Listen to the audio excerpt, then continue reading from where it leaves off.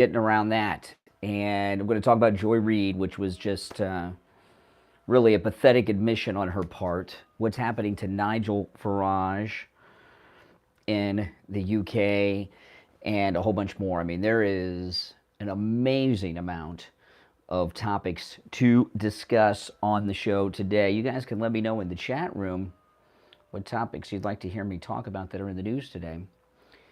And maybe I'll cover that, but there is a lot going on. A lot going on. All right, here we go. We got about 1 minute, and then we're going to be live. And of course, no matter where you're watching us from, you can call live on the air at any time at 1-888-465-2631 to get on the air. And Joy Reid on affirmative action, I mean, she just had a meltdown. You know, she just can't control herself. But that's okay. She's really a terrible person, Joy Reid. She really is. She is just so strange and angry. All right, here we go. Family company. On the air since 1977, it's the Steve Kane Show with Brian Craig. Indeed, it is. Welcome, everyone. It is Monday, July 3rd, 2023. My name is Brian Craig. Welcome.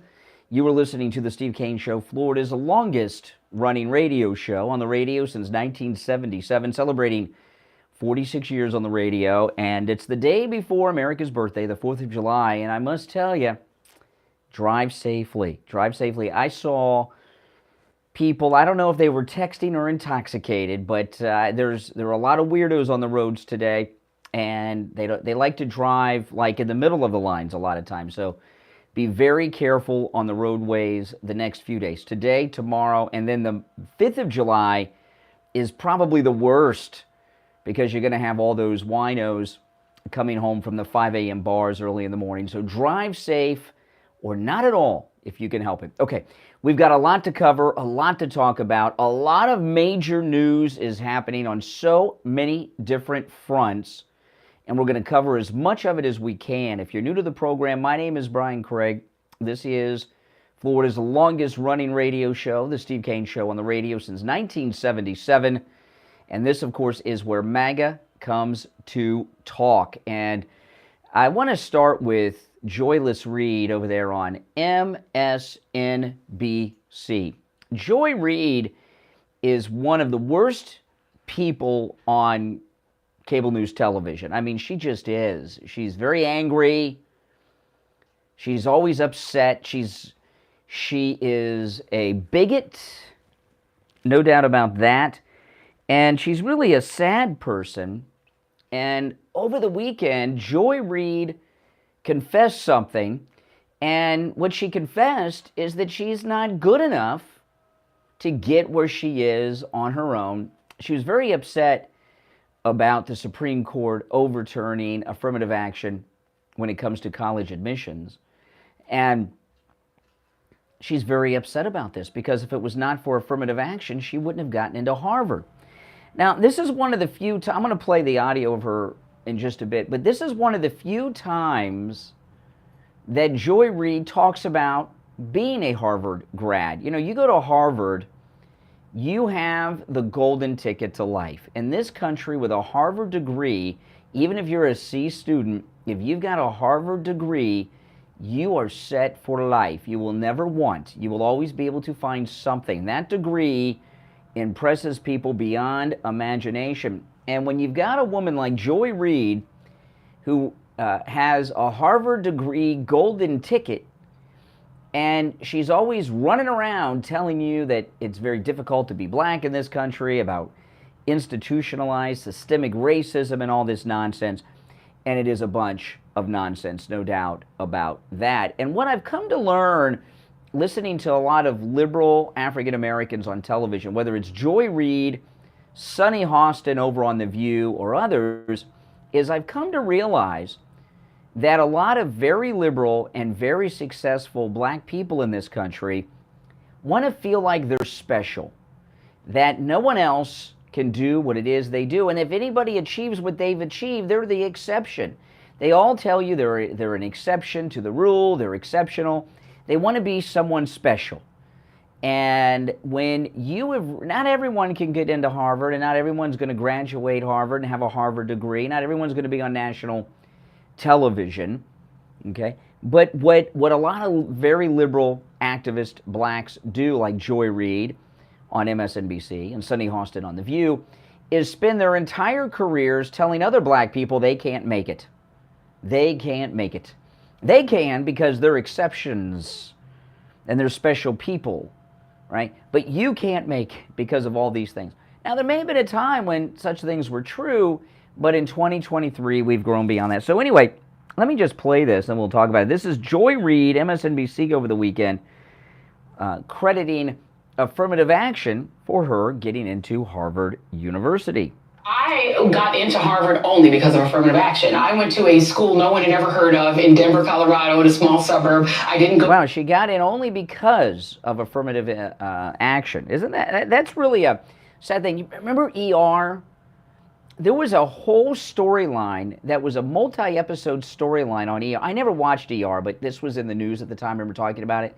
And one of the doctors on ER, his character is black, and he thought that he had gotten hired at the hospital because of affirmative action, and it was very upsetting to him. He was like trying to find his files and everything else because he wanted to be as good as everyone else, and it upset him that people looked at him as an affirmative action quota. Like he wasn't good enough, he got in because of affirmative action. There was a whole storyline in ER about this. And you see this happen a lot lately with Colin Powell. Anytime they talk about the Supreme Court this week, they keep talking, well, Colin Powell only got to where he is because of affirmative action. Well, I don't know if that's true. Maybe it is. I mean, you know, I know he's talked about how it's helped him along the way. But look at even how the supporters of affirmative action, which is a very outdated thing, they take anyone they can find who is black and take their accomplishments away from them. In Joy Reid's case, it's a little unusual because she's taking her own accomplishment away from her. But let me get back to it.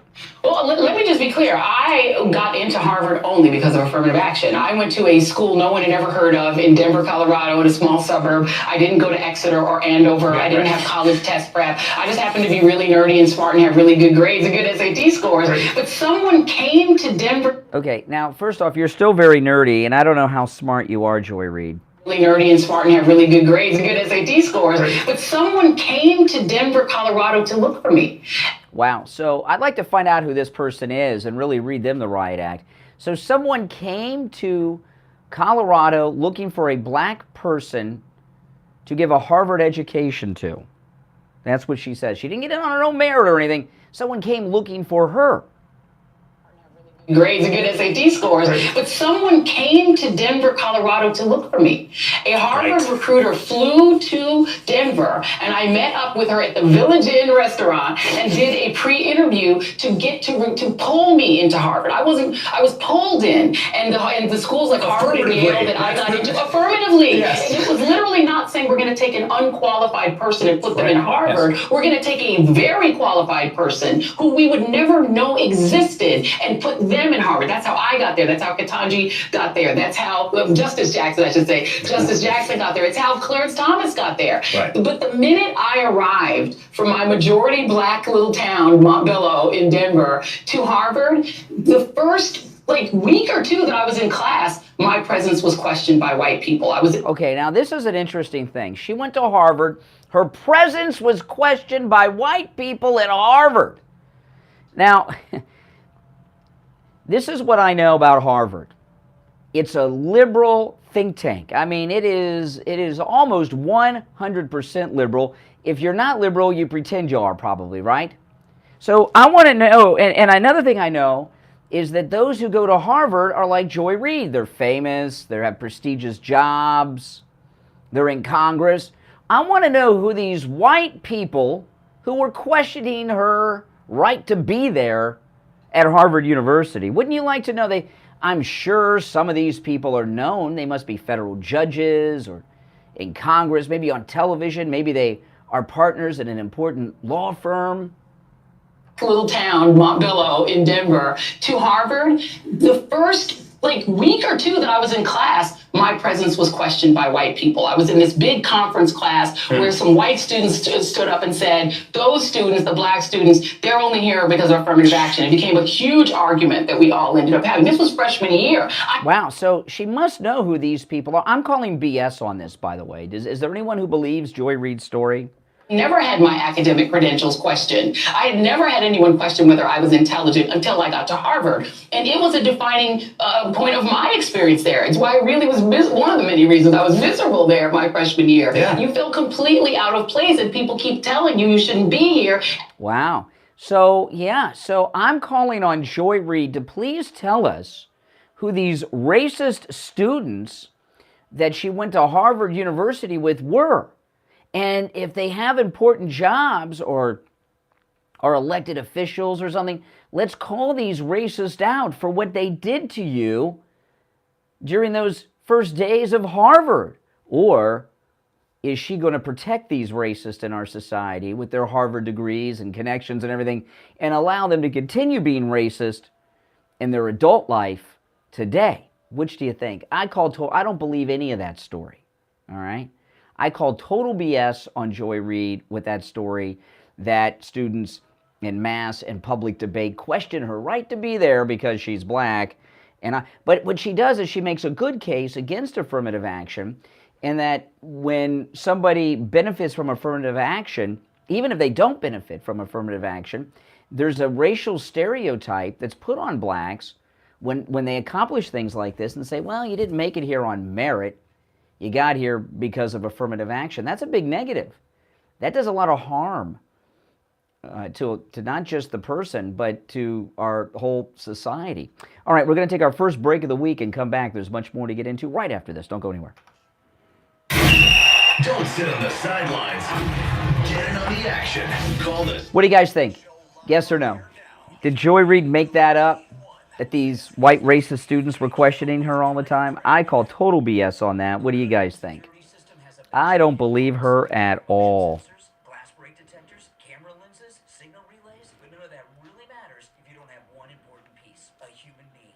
I do not believe her at all. Total BS. Total BS story. Yeah. I know. It's really awful what she's doing. I mean, what she's doing is spreading negative racial stereotypes about white people. When you use the low-cost central station monitoring, the system includes an LED touchscreen pad, a motion detector, 3 armed doors, and a backup battery. But most importantly, the people who stand behind it. So call Sloman's at 1-833-283-1550. That's 1-833-283-5050. Sloman's, the difference is human. Tom Laporta here from Laporta Contracting, Roofing and Building Restoration. We have been in the roofing and construction industry for 40 years. We are originally from Connecticut, where our values and work ethic is second to none. We install all kinds of roofs, from asphalt shingle, clay and concrete tile, standing metal seam, slate tile, and flat roof systems. We work with homeowners, HOAs, commercial properties, and churches. We are state of Florida licensed roofing and general contractors. At Laporta Contracting, family is what we are, and roofing and restoration is what we do. We help guide our customers to a successful outcome by constantly informing them every step of the way. At Laporta Contracting, let our family take care of your family. Call me on my cell at 954-604-4602 or visit us on our website at laportacontracting.com. That number again is 954-604-4602. Hi, this is Keith Singer, Singer-Well. If you own a retirement account, not only do you need to make smart investment choices, you need to make smart tax choices as well. The IRS is waiting to collect part of that account. You can minimize. Yeah, I want to go back to Joy Reid for a minute or two before I move on to other things. IRA account. Text the word tax report to 474747. Text the word tax report to 474747 so you and your family can keep as much of your IRA. Welcome. If you're new to my channel, make sure you subscribe. Everyone, please like the video. At the doctor's office of one of those big labs. Go to any lab test now of Boca and any lab test now of Coral Springs. Their prices are guaranteed to be the lowest you'll find anywhere. No appointment, doctor's order, or prescription is needed, and you're in and out in 15 minutes or less. for every lab and blood work your doctor can order.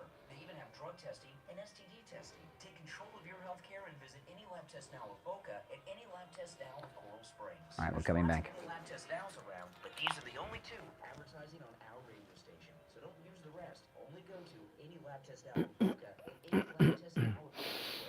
And make sure you tell them you heard about them on the radio. Back to the Steve Kane Show with Brian Craig. Listen in the Palm Beaches on 95.9 FM, the Treasure Coast on 106.9 FM, hear us in Boca on 95.3 FM, Fort Lauderdale on 96.9 FM, and anywhere in the world at TrueOldiesFLA.com. All right, callers on hold, stand by. We're going to get back to Joy Reid in just a moment. I'm not done with Joyless Reid. Yeah, that's Mark Levin's thing, but that's such a good name for her, Joyless Reid. Now, I was listening to Tom Laporta's recorded commercial during the break with Tom himself from Laporta Contracting, and there's a couple things I want to add. It is hurricane season, and I know there's a lot of people that are new to Florida. Hurricanes are nothing to mess around with. Either are tropical storms. You know, when we have tropical storms, which are not hurricanes, but you still get hurricane-level wind gusts that come through during tropical storms. Oh, man.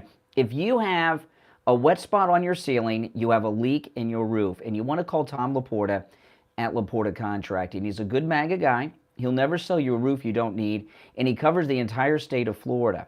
But if you have a leak in your roof, as the wet spot on your ceiling shows, you very well could have a loose tile, shingle, whatever type of roofing material you have. And the hurricane force winds are looking for an entryway into your home. And oftentimes, it's that leak in the roof, the loose shingle, the loose tile. And once a little bit of that hurricane force wind gets in there, you're done. I mean, that's, you know, it's Wizard of Oz time for the house. And hurricanes are a serious business. So if you have a wet spot on your ceiling, get that leak taken care of. Call Tom Laporta at Laporta Contracting.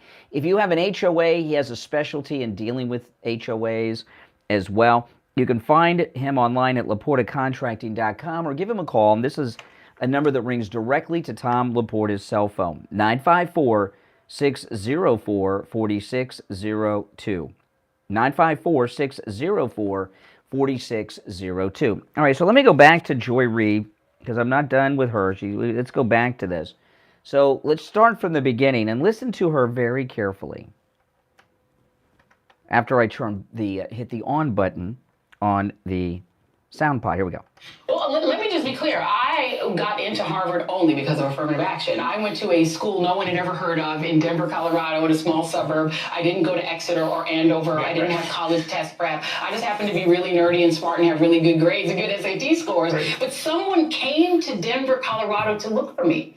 A Harvard recruiter flew to Denver, and I met up with her at the Village Inn restaurant and did a pre-interview to get to pull me into Harvard. I was pulled in, and the schools like Harvard and Yale that I got into affirmatively. Yes. And it was literally not saying we're going to take an unqualified person and put them in Harvard. Yes. We're going to take a very qualified person who we would never know existed and put them in Harvard. That's how I got there. That's how Ketanji got there. That's how Justice Jackson, I should say. Justice Jackson got there. It's how Clarence Thomas got there. Right. But the minute I arrived from my majority black little town, Montbello in Denver, to Harvard, the first week or two that I was in class, my presence was questioned by white people. I was in this big conference class where some white students stood up and said, those students, the black students, they're only here because of affirmative action. Okay, now,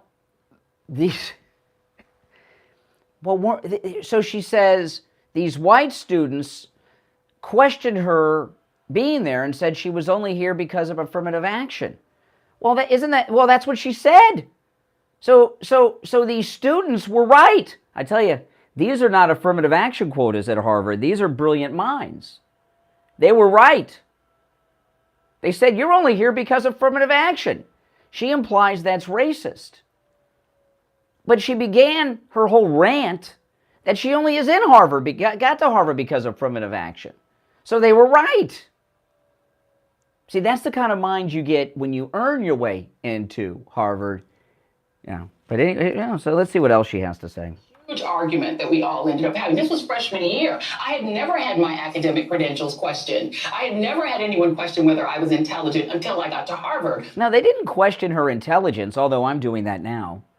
According to her fantasy story here, they didn't question her intelligence. They said you're only here because of affirmative action, which Joy Reid tells us is true.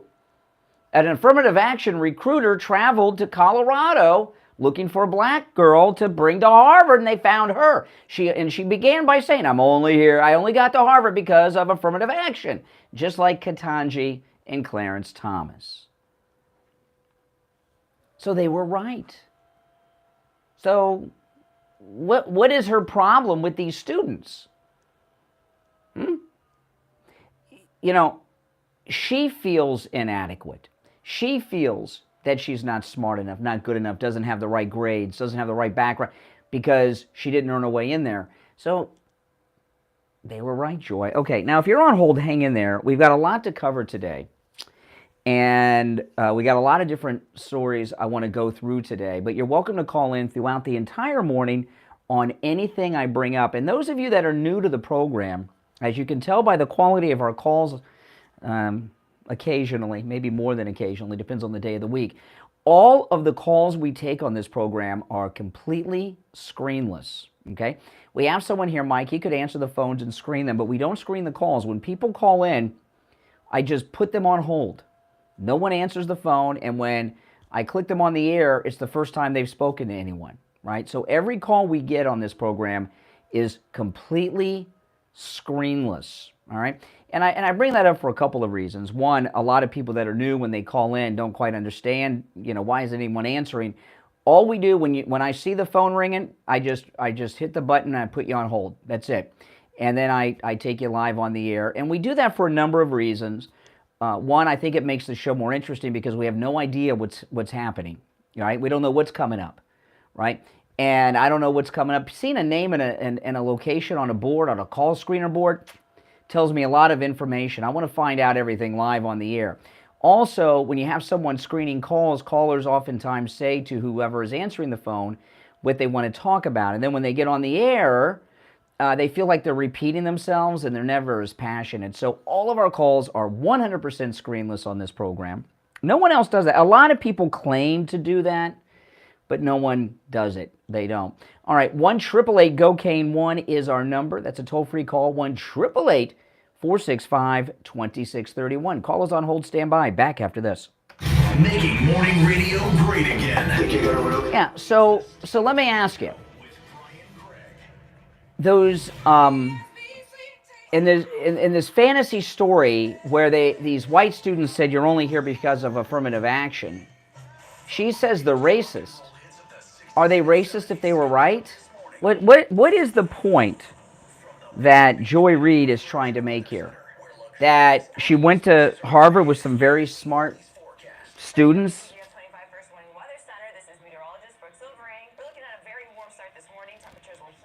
I'm not sure.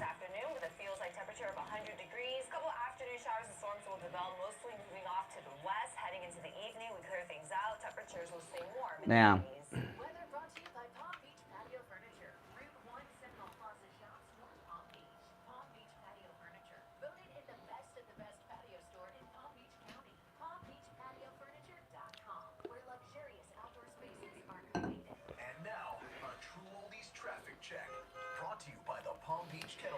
Welcome, everyone. Oh, I've got so much to cover.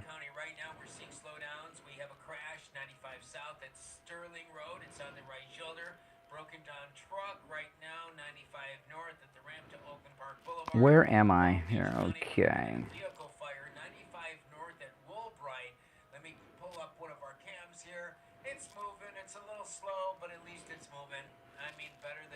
Let me know in the chat room, yes or no, did you watch the Trump rally on Saturday? Was that an amazing rally in South Carolina? That was a pretty awesome rally.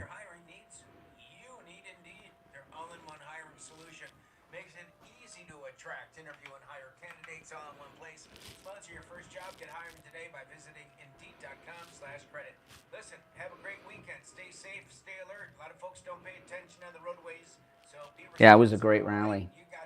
Great rally.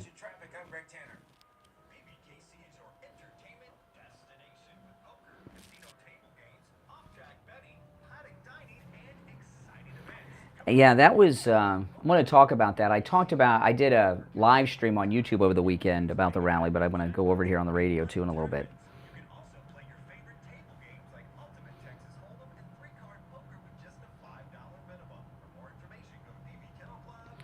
But those, those students she's talking about were right on the money.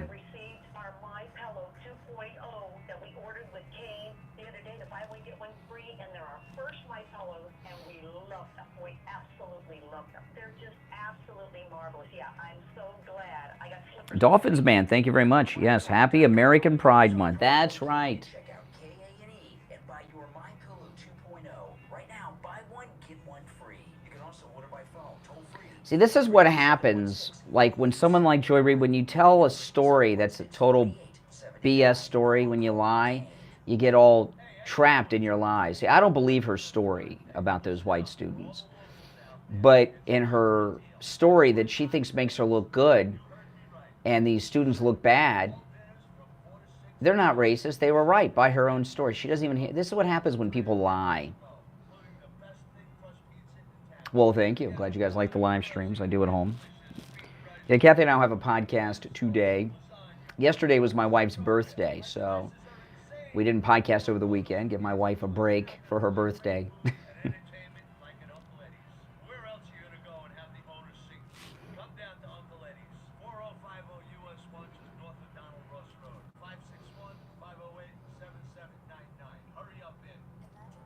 Oh yeah, she's a miserable person.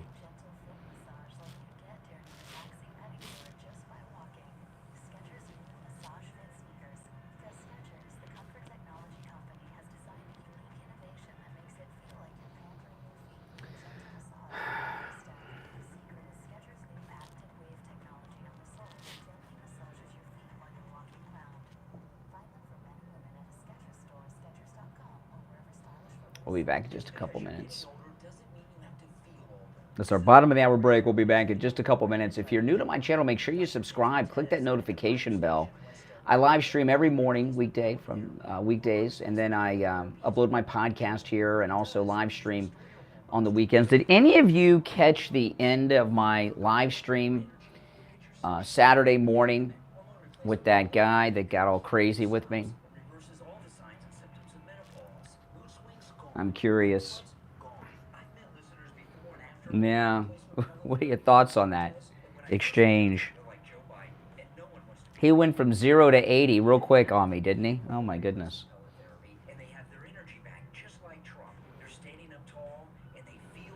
Oh. It was it got crazy, Freedom Soup. You missed a good one. I got confronted by a guy. It was so bad I had to delete the video. Yeah, he was crazed. Yeah, I was a little concerned about the guy. I mean, he was nuts. Accusing me of being a fraud. And my daughter, my daughter watches my videos and everything. Sometimes she's here watching in the live stream. And she said, "Dad, why'd you ask the crazy guy how he paid for his Mercedes?" She says that was nuts to do that. She says, "You don't ask crazy people how they pay for things," she said.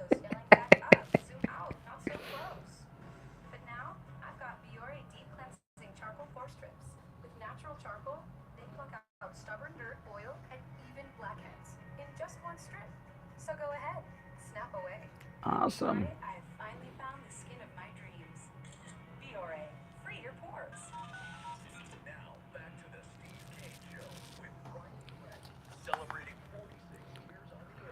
All right, callers on hold, hang in there. Number 1-888-GO-CANE-1. You're on the air. What's your name? Where are you calling from? Good morning. How you doing? This is Maria from Florida. Hey, Maria. Good. How are you? Hey, how you been doing? All right. All right. Yes, I watched the rally. It was really, really good. I mean, it was terrific because he was able to talk about everything that he's been going through. And I see these people in media all over, even some people in conservative talking about, well, we don't want to do what Donald Trump did. No, you need to shut up because this is what we want. Well, you know, that rally that President Trump had in South Carolina in the middle of town on Saturday was a great rally, no doubt about that. Do you know that the population of that town increased by 10 times? 10 times the number of people that showed up to the rally are 10 times the population of the town. Isn't that something? What an economic boom for that town. I wonder how much people were charging to park in the restaurants and everything. Oh. Exactly. It was terrific. I've seen a lot of his rallies, and I've been to some of them when he come down here in South Florida, but that one there, oh my God, that was just, it was just crazy because I was looking at it and it was like reporting like, I think, 3 hours or 5 hours before. Yeah. It's supposed to happen. It was so many people that was like. Now let me ask you a question as a black woman. You're a caller of color, right? You're a black woman, correct? So what are your thoughts? Are you concerned that black kids aren't going to get into college now since the Supreme Court overturned affirmative action when it comes to college admissions? No, and let me thank you for bringing that topic up because I was going to say something about that. First of all, I was so proud of the Supreme Court. I mean, honestly, we are so sick and tired of this race baiting. You just want people to get education because of their color. Are you serious? I thought you're supposed to earn it. I thought you're supposed to, go out there and get what's yours, not using color as everything. And I'm so sick of it. Yeah. I'm happy that the Supreme Court made that decision. They made the right decision on a couple of the cases, and I was really proud of them because I was about to lose my cool with the Supreme Court. Well, you know what? If Joe Biden were listening to you and what you said, do you know what Joe Biden would say? Listening to you? I know what he would say. Yeah, he would call me racist. Well, I think he would say, "You're not black. You're not black, Maria. You're not supporting Joe Biden and what he wants to do. That means you're not black." Exactly. But you know something? Me being a free-minded speaker and have my freedom, I would never, ever support him or his party. That they have with us. Yeah, well, the Democrats, remember, the Democrats are the party of Jim Crow. The Tuskegee experiments were done by Democrats. Of course, slavery, segregation, every negative thing that African Americans have experienced in this great land of ours was inflicted upon them by Democrats. Exactly. Let me tell you a topic yesterday when I came home from somewhere. And I was talking to one of my friend girls, and she was going over a topic with me. And she said to me, yeah, we have to vote Democrat. And I said, I told her, I said, you must be crazy smoking because I'm not doing it. And I said, first of all, you have children, you have a family. You need to vote your heart with everything you got and vote for Republicans. I don't care what the situation is. Do not vote for Democrat because I'm going to tell you something. What's going on now is only going to get worse. Well, I'll tell you this. This is one thing I talk about sometimes. The black population, my entire lifetime, has been around 12%. Depends on where you are, but between 12 and 14%. The reason that the black population has remained around about 12% of the U.S. population is because the Democrats and their Planned Parenthood and abortions. If it wasn't for the Democrats supporting abortion and Planned Parenthood and all of that, the black population very well could be 20, 30% of the U.S. population right now. Yeah, and that is so true because I remember back in the early 90s, I used to hear people say, oh, I'm going to go get abortion. I mean, girls in school when I was in high school, and a lot of girls would say, oh, I'm going to have abortion, or I'm going to do this, or I'm going to do that. I said, why would you do that? Why won't you let the baby come in this world and be a part of the society? Go ahead and let the child live. Why you laying up with guys, and then now you want to talk about you want to get rid of the baby? So I can tell you, right? Oops, I'm sorry. I disconnected Maria by accident there. Hold on, Maria. There you are. Are you there? Oh, sorry. I apologize. I hit the wrong button. I was putting somebody on hold and clicked you. I'm off. I'm sorry. Yeah, go ahead. So you're talking about the girls in school that were bragging about on their way to get abortions? Yeah, they would leave like break time, because we would have break time, and they would leave the school break time and say, "Oh, I thought I got pregnant. I'm gonna go have abortion." And it's a lot of them. I say maybe like 30 or 40 of them. I went to school with a lot of pregnant girls. The first time I had a girl in one of my class, this is so strange to think of now. I haven't thought about this in a long time, but the first time there was a girl in a class of mine who was pregnant was when I was in the 7th grade. There was a girl in my class who was pregnant in 7th grade, and everybody knew, she talked about it. And then when I was in 9th grade, in my math class in 9th grade at Stranahan in Fort Lauderdale, there were 3 girls in my math class who were pregnant. 3. And there were always pregnant girls at my school. You know, I'm sure the girls had abortions too, but there was not much stigma on it. There were a lot of, and the girl in 7th grade, just for racial breakdown, the girl in 7th grade, I remember well, she was white. And the 3 girls in my math class, 1 was white, 2 were black. And they didn't have any abortions. I mean, these girls were like 6, 7 months pregnant in 7th grade. I mean, but you know, looking back on it, the girl in 7th grade, I wonder who impregnated her. Oh my goodness, I hope they arrested him. It was probably some 25-year-old or 19-year-old. Yeah. You know, I remember when I was a freshman in high school, I remember this so clearly. You know, when freshman, you're in high school, you're what, like 14? And Miami Vice was really big then. And I remember all the older kids, like the juniors and seniors, were wearing like those Don Johnson Miami Vice suits and stuff. And by the end of the first week of my freshman year in high school, all the like really good-looking girls in 9th grade who were 14 years old all had boyfriends that were in 11th or 12th grade. I mean, you want to talk about grooming, you know? Yeah, could you imagine? I'm sure some abortions took place, sadly, among that crew. Could you imagine 17? Those are kids that are like 17 and 18-year-old boys with 14-year-old girls. Oh, my goodness. Yeah. Poor girls. On a lot of that stuff right there. They was, you know, it's a lot of stuff that was going on. A lot of people don't realize this been going on for decades now. This ain't just something, well, I decided I was going to go have a abortion. No, this been going on for a long time, and a lot of black babies are dead now because of this. That's true, and it's a sad thing. It's a really sad thing. You know, could you?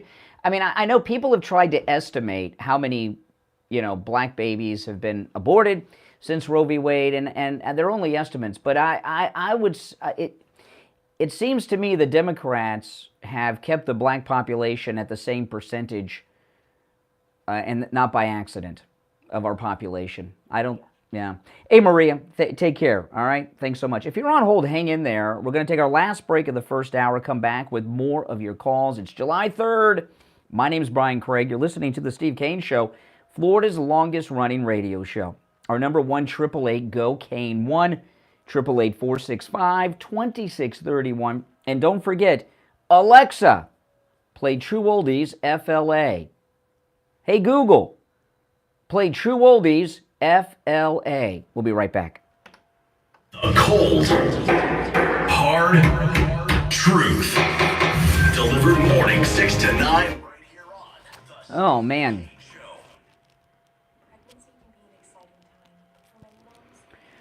Oh, yeah, guys. Maria's call was an excellent, that was an excellent call.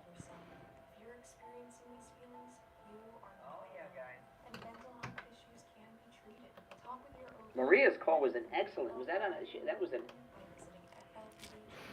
yeah, Maria's call was spectacular. That was, her calls are always good, but that one was spectacular.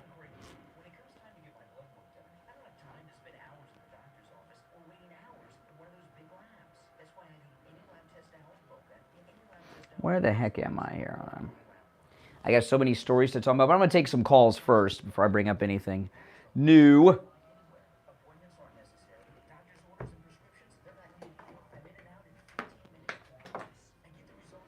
Yeah, that rally of Trump's was absolutely amazing. Lab test now is around, but these are the only two advertising on our radio station. So don't use the rest. Only go to any Lab Test Now in Boca and any Lab Test Now in Coral Springs. Any Lab Test Now in Boca is in the Sandalwood Plaza. That's where I am the starving. Starving. Boulevard on the east side of State Road 7, 441. Any I ate dinner too early last night, and I don't eat in the morning. University Gravelwood by the Polo Square Mall. Call any Lab Test Now in Boca at 561-237. Show's flying by. Any Lab Test Now Coral Springs number is 954-906-5983. And don't forget to mention that you heard about them on the radio. Hi, it's Kate from Will For You. It goes without saying that the summer is here, and so is the Summer Sizzler sale here at Will For You. Select a stylish kerosene carpet, a luxury waterproof vinyl or laminate, or a sturdy engineered wood, and cash in our deep summer discounts. It's our tradition to support our year-round residents with lots of great bargains on America's premier flooring brand, Kerosene. Summertime is busy with pools, beach, barbecues, and outdoor sports. So if your family is anything like mine, pool, food, toys, sand, all end up in the house. So you need a floor that will perform. You need Kerosene. These great waterproof floors are on sale only at Will Floor. Wow. Luxury vinyl plank as low as $2.99. There's a 4th of July sale going on. Stylish high-performance carpets on sale at 20% off. So for best service, prompt installation, and by far the best sales, visit Will For You in Jupiter at alternate A1A and Stewart on Federal Highway and just south of Walmart, and Will Floor, the letter U, FLA.com. This is Lori Kane. When people go There's a huge mattress sale going on at mypillow.com. I got to talk about that when we get back. It's a huge 4th of July exclusive sale. the dental work is painless and the prices are painless too. Call today 954-922-4633. Really good deal, too. Oh, my goodness. 4633. That's 954-922-4633. BrightonDentalCare.com. We take on the social justice warriors for breakfast. Now the Steve King Show is on the air.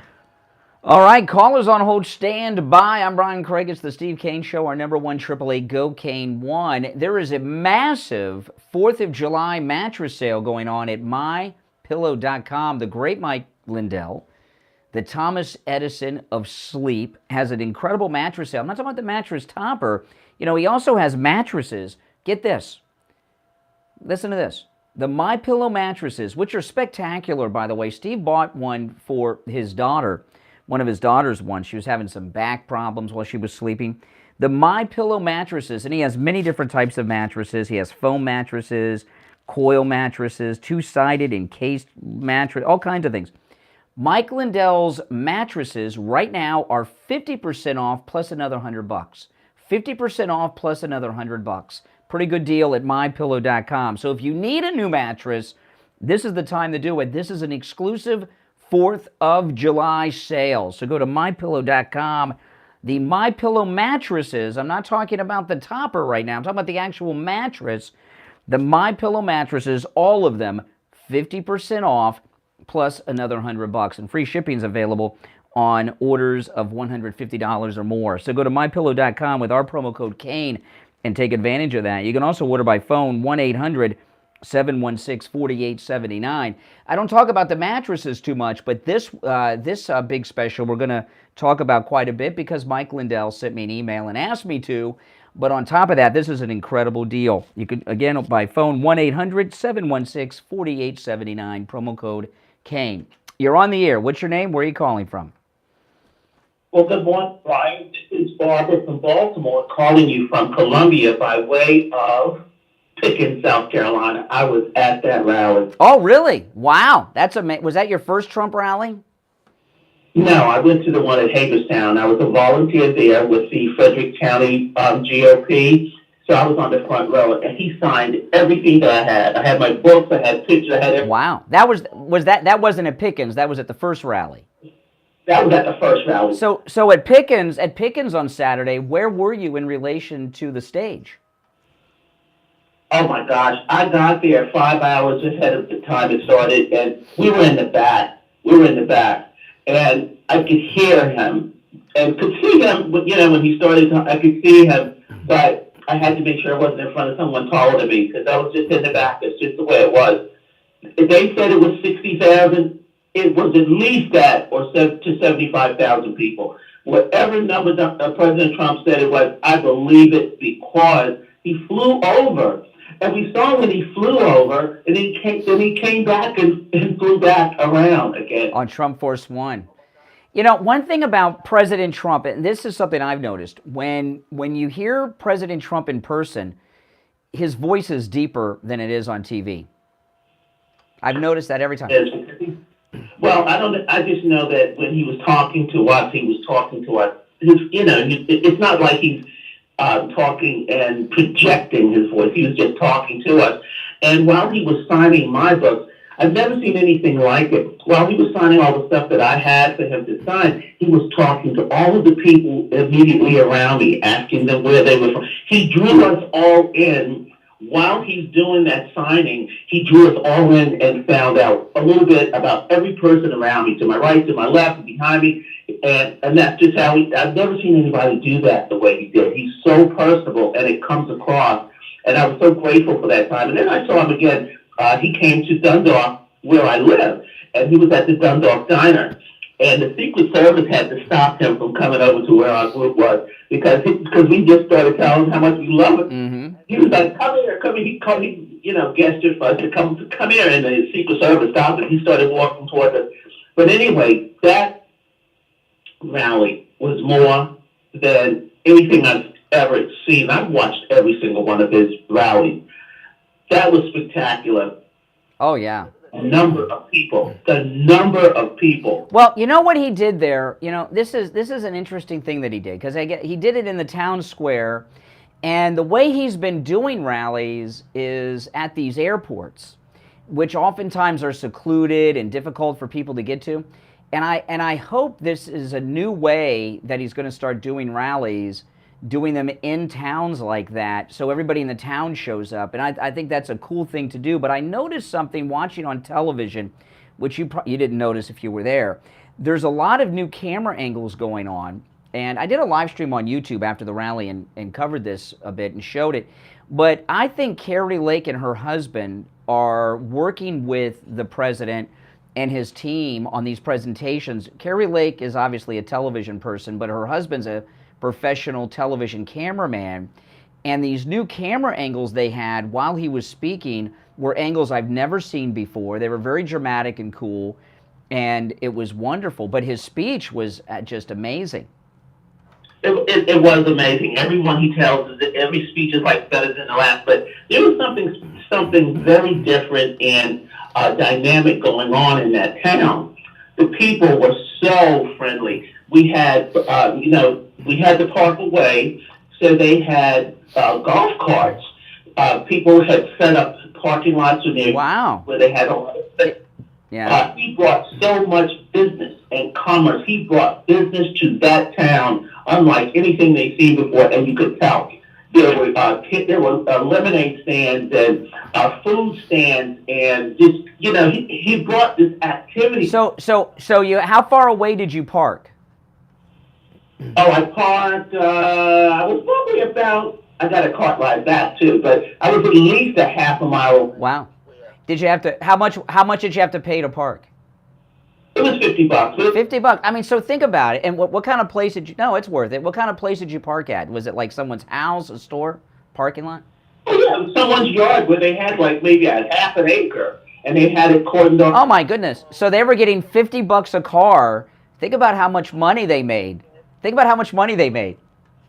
Exactly. He brought business there, but even more than that, all the stores were open early. So people got a chance to shop and all that if they wanted to afterwards. And after the rally, there was fireworks. That evening, they had live bands, entertainment. I got to eat roasted corn with butter and Parmesan. Oh, man. That's the best. You've never had that? Oh, well, you're not from the South, Florida. Yeah, that's a great. Oh, yeah. I didn't live in the South long enough to get all of it, everything. Is that something that y'all eat there? Oh yeah, right on the cob, right from a grill. Was it on a grill? Yeah, with Parmesan cheese. Oh yeah, that's awesome. Yeah, that's Southern cooking, man. once I started eating it, the guy, he said, "Do you like it?" I said, "Oh my goodness, look at me, I can't stop." So there was a massive economic boom in Pickens, South Carolina over the weekend because of President Trump. Maybe millions of dollars may have been made. And I've got to tell you one other big thing that I was so surprised at, being black myself. I was surprised at the number of black vendors that were set up there with they had so much stuff. Trump gear. I got the shirt. They even had a T-shirt made that I went to the rally in Pickens, South Carolina. I got one of those shirts. Oh, cool. I'm like, gosh, this thing was really planned. You know, I was watching online, and I saw the vendors, and so you and the black vendors were not upset over the Trump Supreme Court overturning affirmative action, I guess. I got to tell you this, Brian. You know, I graduated from Savannah State University, and I graduated magna cum laude, a 3.41 GPA. I worked very hard for those grades. I worked very hard for all of the awards I got. I'm in who's who among students in American colleges and universities. And the thought that I got into that school because of my race has always been something that it just shouldn't have happened. It shouldn't have been that way. And it's not that I thought it. I knew how well I did. But I always wondered whether or not employers, Yeah, of course. Of course they do. Whether or not the employers would look at that and say, she didn't really do that well. And I know the lunch hours I gave up, because I went to school while working full job. I was a single parent.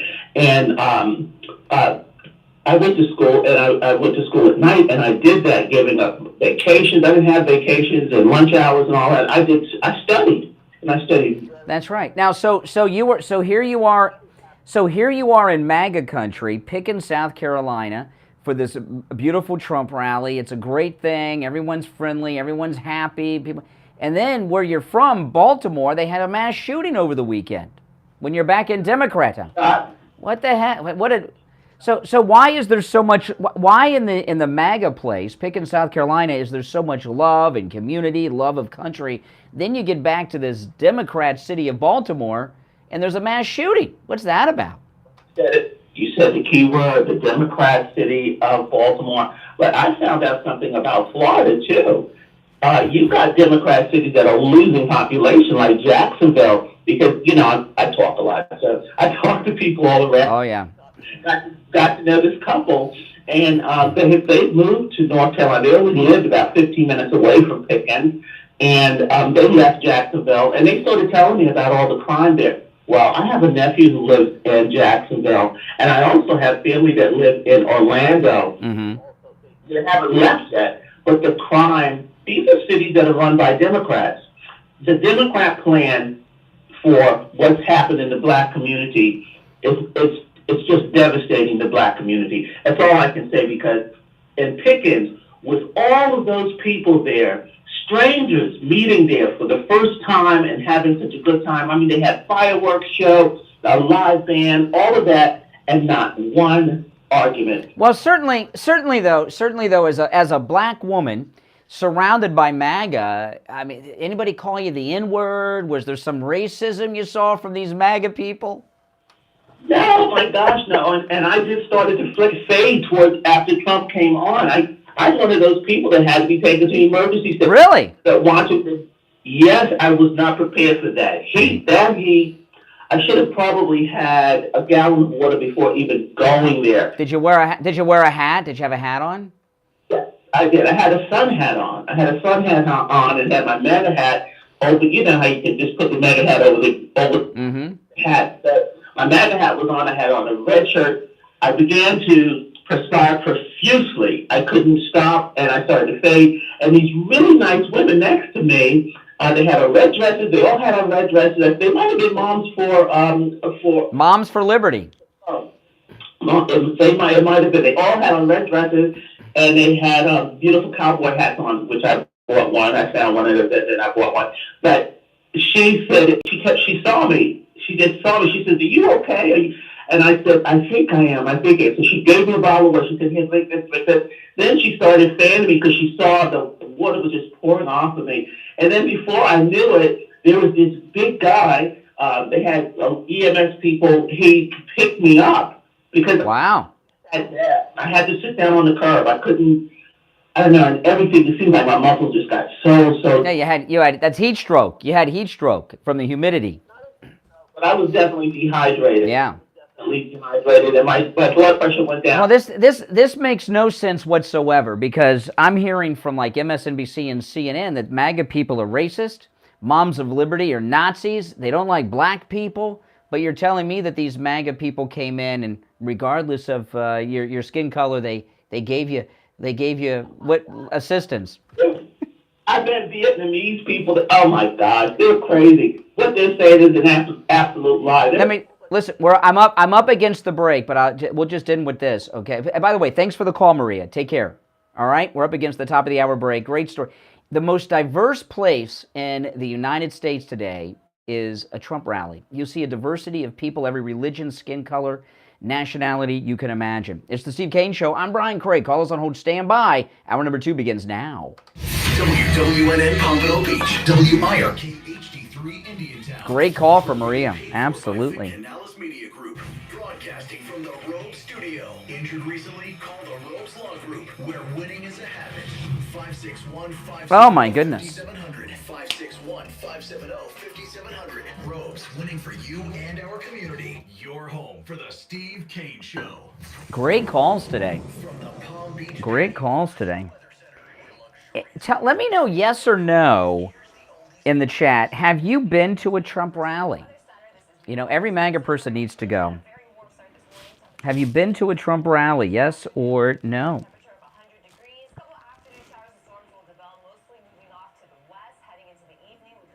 I've been to so many, I don't even know how many I've been to.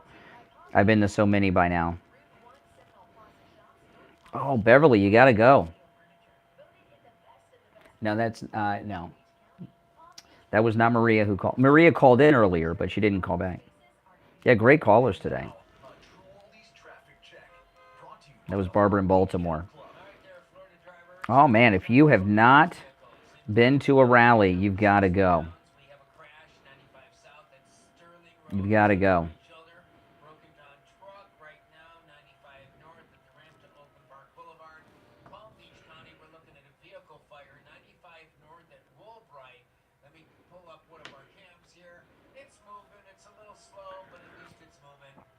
Yeah, I'm trying to think. I don't think I could count how many rallies I've been to.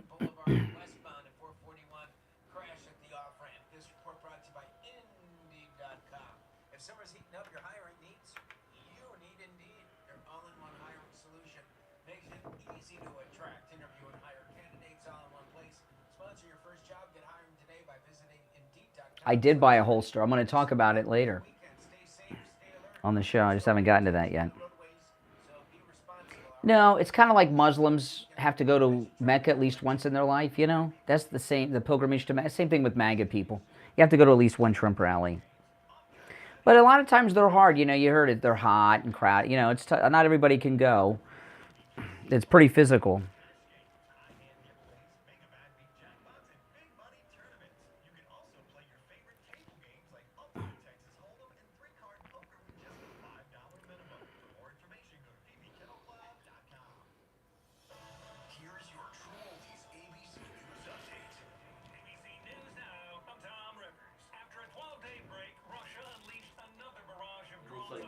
Traffic guys are gone because still playing the Friday traffic. Oh, do you have to still play it, or can you cut it?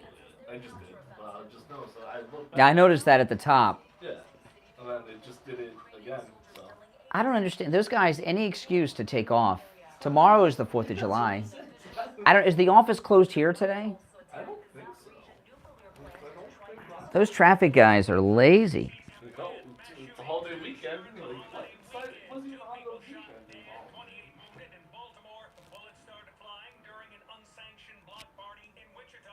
An unsanctioned block party.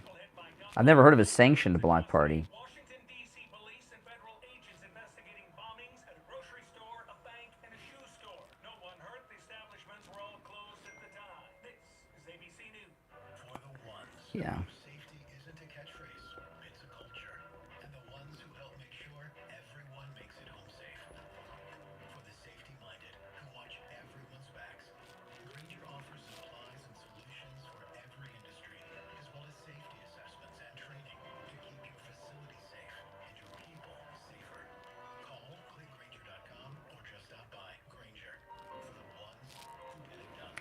I'm answering some DMs and text messages. I try to answer everyone, but it's impossible. But I try to answer as many people as I can. In the comments on YouTube, even if I don't respond or anything, I do read the comments on YouTube. I may not always, like sometimes I'll click a heart or a thumbs up or respond, but even if I don't respond like that, I've still read. I read pretty much all the comments on YouTube. So if you leave comments on the videos, chances are I'll read it.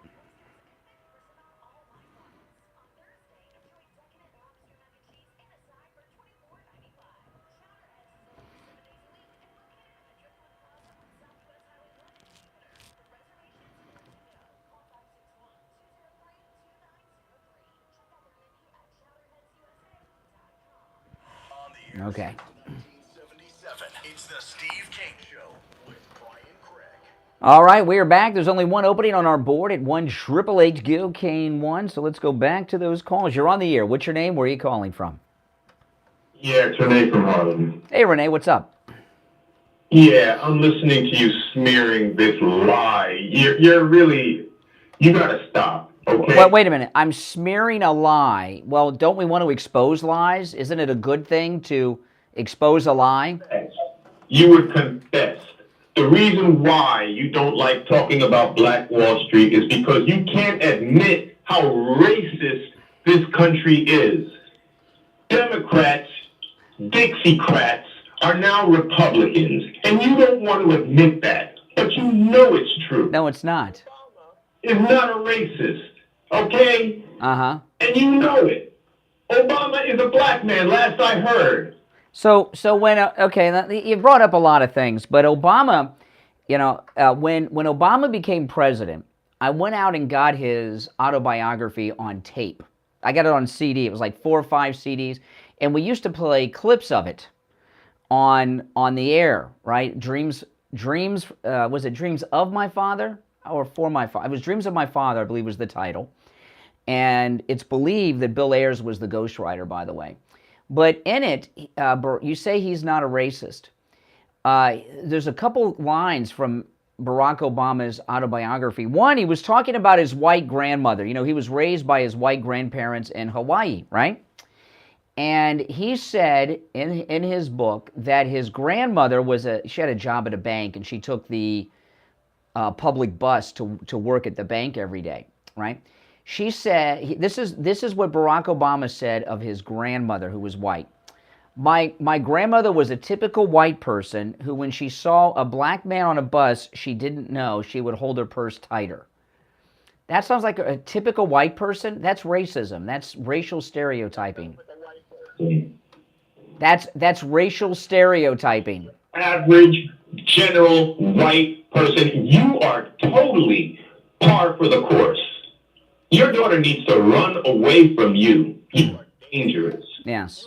Exactly why this country is the way it is. So when Barack Obama says a typical white person, is that not racial stereotyping? White people? It's a fact. It's a fact. Plan word. Democrats? Yes. The difference. So they would have. Oh my God! Are you suggesting that Barack Obama's white grandmother in Hawaii was a member of the KKK? No, I'm suggesting that white people in this country in general are racist, like you. If that is true, if white people in general are racist, why did white people end slavery and end segregation? They ended slavery to end the war. No. The war began over slavery because the Republicans were ending it. Why did white people end segregation? Excuse me, why did white people end segregation? They didn't. Oh my God. Think about this, okay? At the time of the Civil Rights Acts being passed, the blacks may have been like Martin Luther King standing up against such things, but the legislation was actually passed by white people in government. Blacks did not have, there was no congressional black caucus or anything. I don't even know if there was anyone black in the House or the Senate at that time, but white people in the House and the Senate and a white president overturned all of that segregation. If white people are racist, why did they do that? If white people are racist? No. You said most white people are racist. So if most white people are racist, why did white people overturn segregation? They didn't do it they didn't do it willingly. Now, excuse me, blacks were not empowered. You didn't have black senators or members of Congress. You had great people like Rosa Parks and Martin Luther King, no doubt about it, but they were not in positions of power to pass legislation. And white legislators drafted and passed that legislation and sent it off to a white president to sign into law the Civil Rights Act. So I'm confused. If they're racist, why did they end all of those racist segregationist policies? Could you explain that to me? Yeah, because it was going all around the world, the apartheid system that this country was... No, apartheid didn't end for decades after that. I'm talking about the 60s, man. The Civil Rights Act, 1964. You're not paying attention. No, the problem that you're having is I am. You just don't know what's going on. Oh, I don't.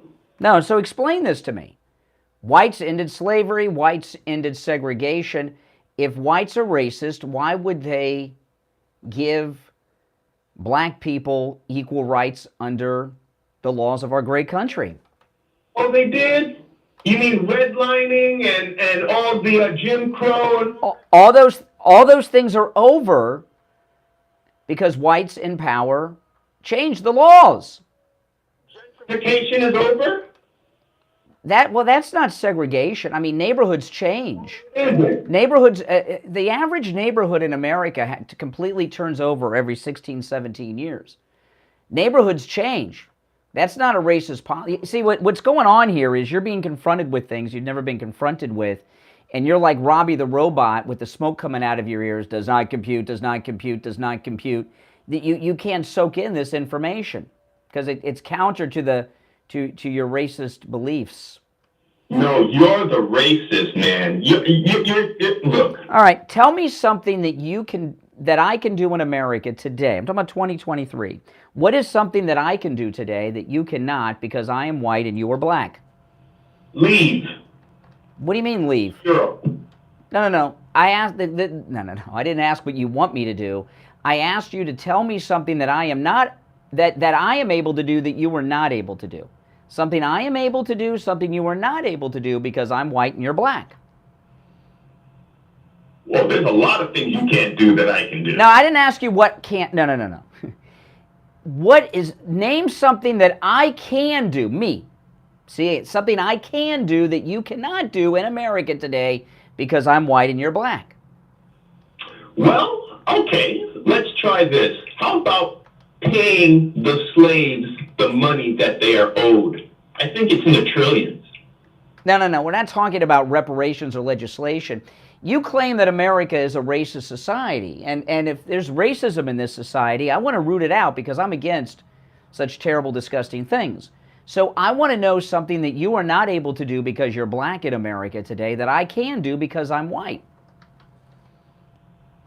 Oh, my goodness. Well, how about business loans? In fact, there's more business loans for African-American business owners. There's specific contracts and loans that are given to minority business owners. That's something I can't do. I cannot get a minority loan, but a minority can. Now, you've got things reversed. You've pointed out something that blacks can do that whites cannot. Yeah. Now, why do you think you can't think of anything that you can't do that I can because of skin color? Why do you think that is? Why do you think you can't think of anything? That you can do that I can't? Because you're black and I'm white. Something I can do that you can't because I'm white and you're black. Oh, well, number one, I can't get a sunburn. No, that's not true. Black people can get sunburns, and I've known blacks who have gotten sunburns. But I'm talking about something in our society. That's nature, right? I might get sunburned easier than you, but black people certainly can get sunburned, okay? Something that in our racist America that I can do that you cannot do because of skin color. I've asked it like 15 times at least, and you can't think of an answer. Maybe this country's not racist. It's very racist. Then give me an example of something that blacks cannot do that I can do based on race to prove to this audience that this country is racist. Reparations. Reparations is not an example of discrimination. How about repaying Black Wall Street? Now, you're talking about legislation. We're talking about equality today. There's nothing that I can do that you cannot because of skin color. And you don't want to accept that, because then you'd have to explain to mommy and daddy why you're living in the basement. The problem is you people are dangerous because you love guns and you kill people at... Well, really, so in Baltimore, at that street party, block party in Baltimore, are you telling me that there were white shooters who were responsible for this mass shooting over the weekend in Baltimore? Dependent on the Second Amendment. Excuse me. Are you telling me that the shooters in Baltimore at the block party were white?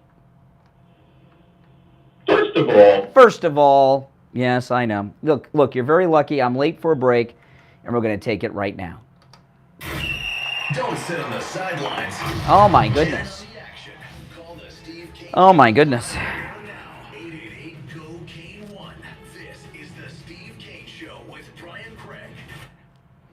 How would you like to lose weight, look better, and feel better about yourself? Brian Craig here with a great Very good call. Very good call. Not bad for a holiday. I doubt that.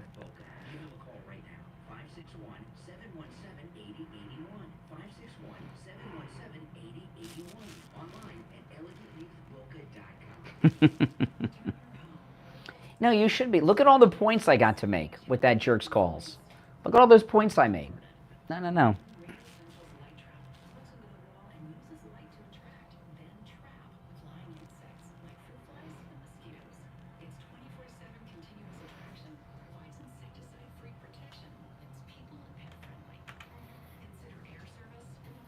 Great calls today. A sniffle here and a sneeze there. Your first thought is what? Uh-oh, I'm coming down with something. But did you ever think you might not be sick? You might have an allergy. Find out and have your allergies tested at any lab test now in Coral Springs. Or any lab test now in Maga. Any lab test now of Coral Springs is located at 955 North. I was just thinking of something I want to say when I get back.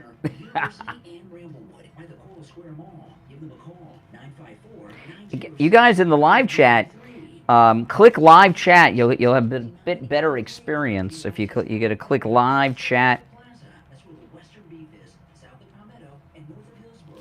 Call them at 561-237-5009. 561-237-5009. They will test for both environmental and food allergies. No appointment is necessary. But make sure you mention you heard about them on the Steve Kane Show. This is Lori Kane. Back after this. Dentists, they think of the pain, but the biggest pain is the cost. Show's flying by. We're almost halfway through the show. Dental care. The dental work is painless, and the prices are painless too. Call today, 954. Like my coffee cup.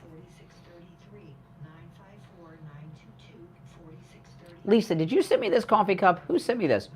Sent me two of them. 4633 BrightonDentalCare.com. Pretty cool. Now back to the Steve Kane Show with Brian Craig. Listen in the Palm Beaches on 95.9 FM, the Treasure Coast on 106.9 FM, hear us in Boca on 95.3 FM. That's right. Thank you, Lauderdale Lisa. on 96.9 FM, and anywhere in the world at TrueOldiesFLA.com. All right, callers on hold, stand by. There's only one opening on our board at 1-888-GO-KANE-1. You know, I don't think we've talked to a Caucasian caller today. A lot of calls. I'm very popular with African Americans. That's a big part of our demo here. I'm very popular with black people on this program. Now, if you're suffering with pain, that means you have not done what I've done. Go see Dr. Appleton and take advantage of his laser away pain system. It works. You know, Dr. Appleton's laser away pain treatment works on just pretty much every type of pain you can imagine. Arthritis, neuralgia, bursitis, hip pain, knee pain, lumbar pain, muscular contraction, sciatica, strains and sprains, tinnitus, tennis elbow, neck pain, stenosis, herniated disc. Did I mention fibromyalgia? Oh my goodness, so many different. That's just the beginning. Dr. Appleton is a chiropractic physician, and he wants to rid you of your pain, like he has done with me on so many occasions. And a crazy thing about it, every time I get treated by Dr. Appleton, the pain never returns. It's amazing. His laser wave pain treatment. Remember, there's no downtime, no injections, no surgery, and no drugs. It's completely painless. Walk-ins are welcome and appointments are never needed. If you have x-rays, bring them with you, by the way. He'll take a look at them. You can find Dr. Appleton online at appletonchiro.com or give him a call, 954-973-0710. 954-973-0710. Make sure you tell him you heard about him on the radio and take advantage of that no-charge consultation. All right, every line on our board is lit at 1-888-GO-CANE-1. You're on the air. What's your name? Where are you calling from? Hi, this is Cynthia Lucas from the Tea Party here in Martin County. Hey, Cynthia. What's up? To let you know, I'm good. How are you? You're doing a great. Thank you. Senator,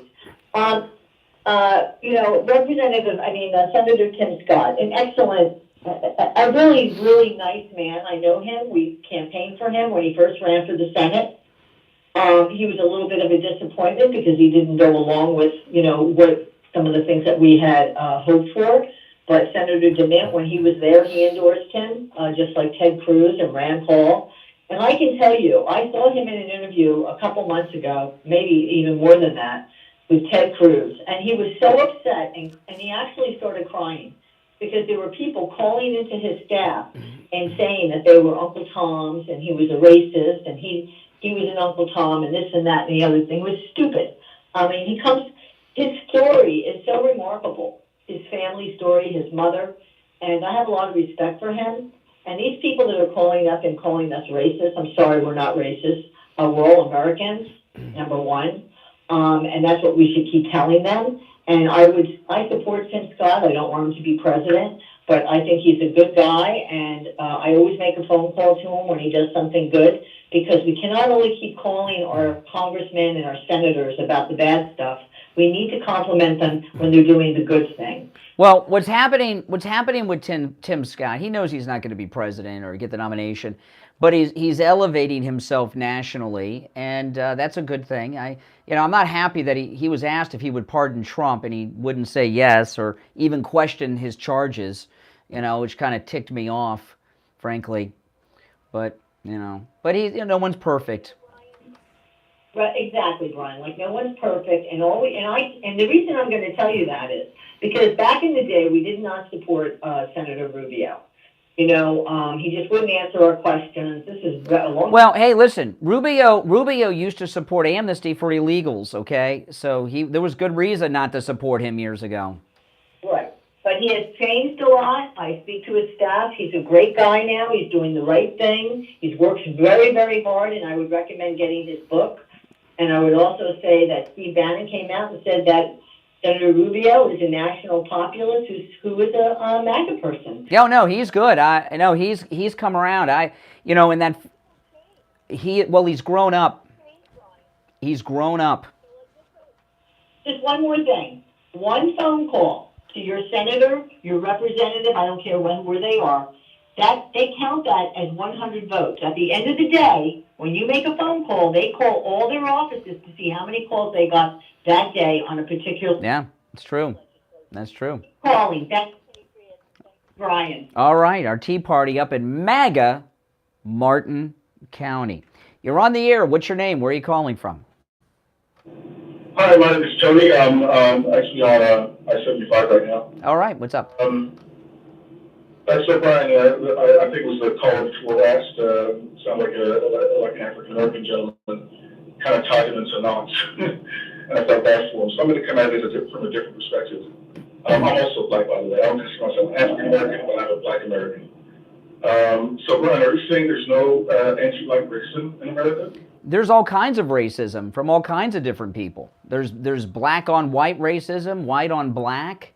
But you're never going to have people all agreeing. I'm Catholic. You know how many of my Christian friends think I'm in a cult because I'm Catholic? There's always going to be people that don't like you. But what I'm telling you is, now maybe you've got an answer. I asked Renee from Harlem this question. Tell me something in America that I can do that you cannot do because I am white and you are black.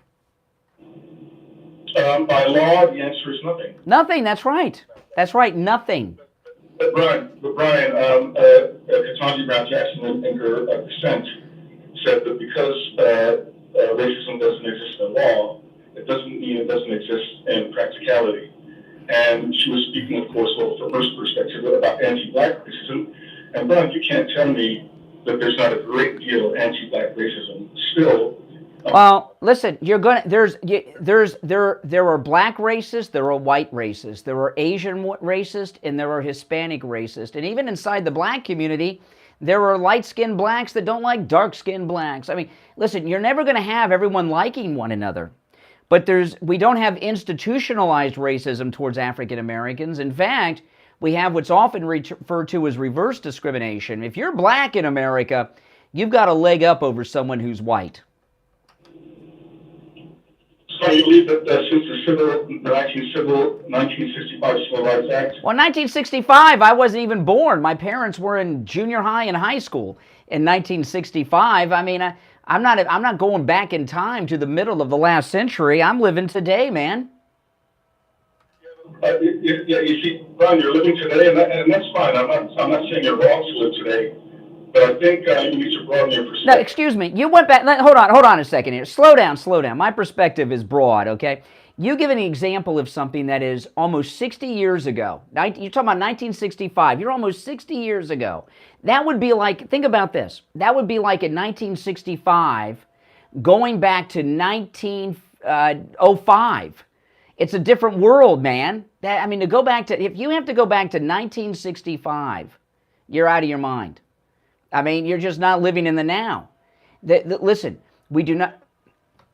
Yes. You talked a lot about the fact that white people gave blacks these freedoms, but you're true. Forgetting the history. You're forgetting the history, Brian, when you say that. And if you really know the history, I do know the history. So tell me how in the 1960s blacks changed the laws when there was not a black president or black legislators in federal government. White people did that. Let's go back to 1865 when the white people were. 1865.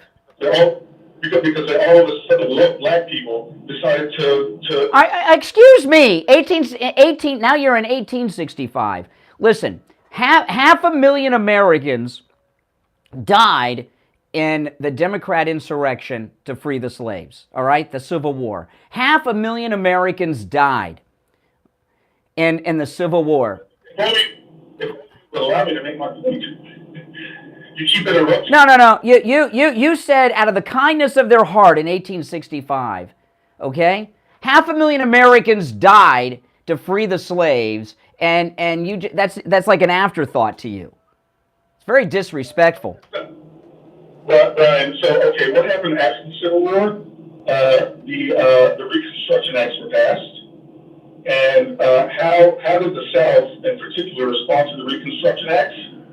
They started mass incarceration. Okay. Slow down. What you're talking? Listen. Now, slow down. No, hold on. Slow down. You see, you got a little bit of information, but you leave out context. After the Civil War, there was a 10-year military occupation of the South by the Union Army.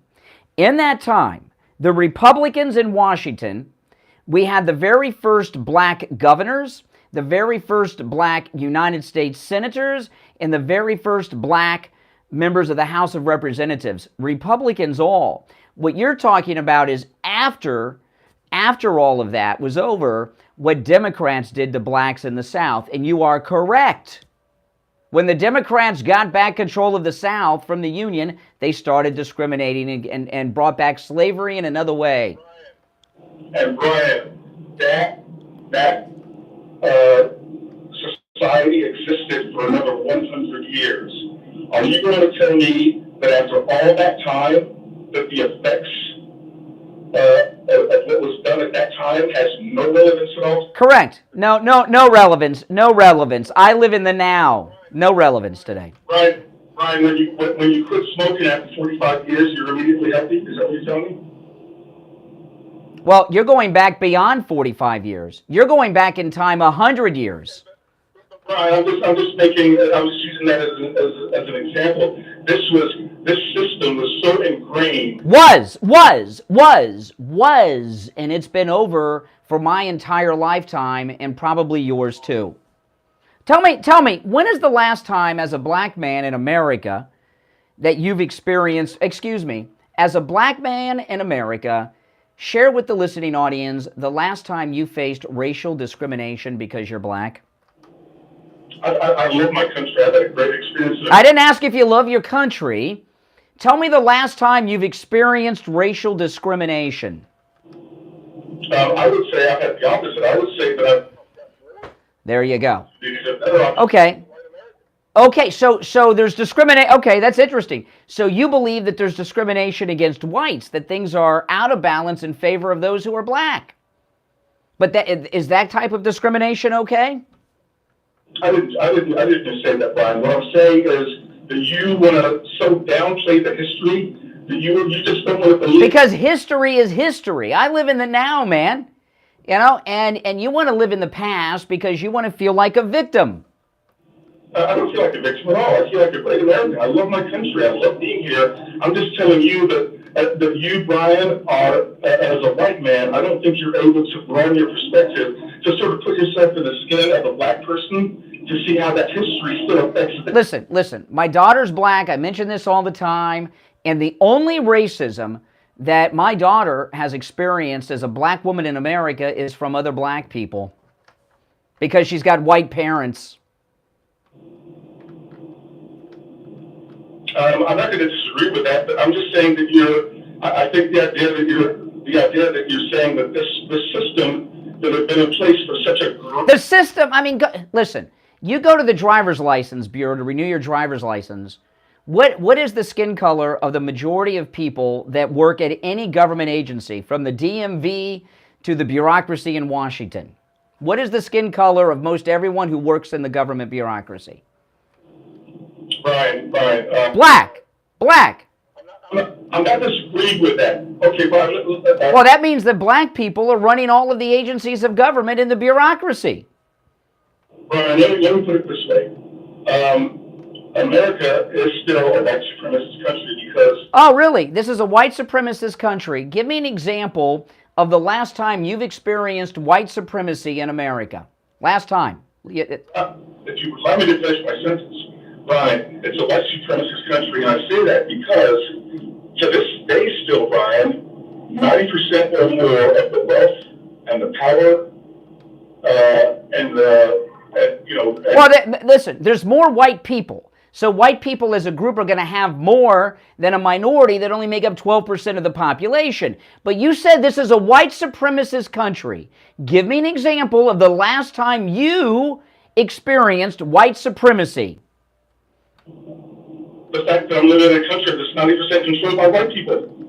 There's more white people than black people. So, give me a break. No, so you've never experienced racism from white. You can't give us an example. We're in a white supremacist country, but you can't give an example of when you've experienced it. Okay, maybe white supremacy. Let's say maybe. How about this is a country of white power? How about this is a country of white wealth? Are you going to disagree with either of those? Yes, I disagree with both. But that's not an example. There's more. This country was settled by white people. Most people in this country are white. Blacks make up about 12% of the population. So as a group, whites are going to have more because there's more of us. All right? So that's just a ridiculous thing. All right, thank you for your call and welcome to the show. I'm sorry you have such a negative outlook on our great country. We'll be right back. Making morning radio great again. I think you're going to really love it. It's the Steve Kane Show with Brian Craig.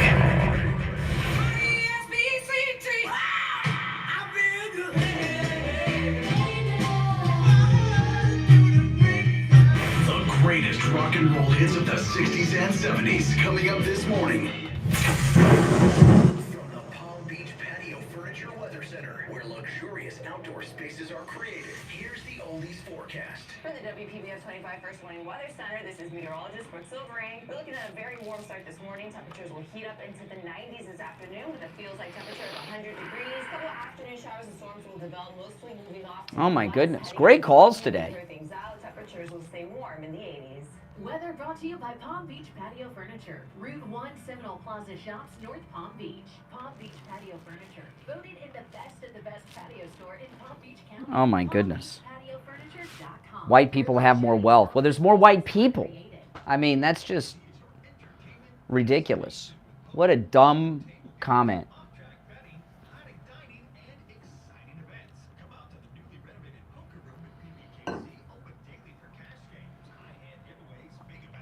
What a strange outlook on things.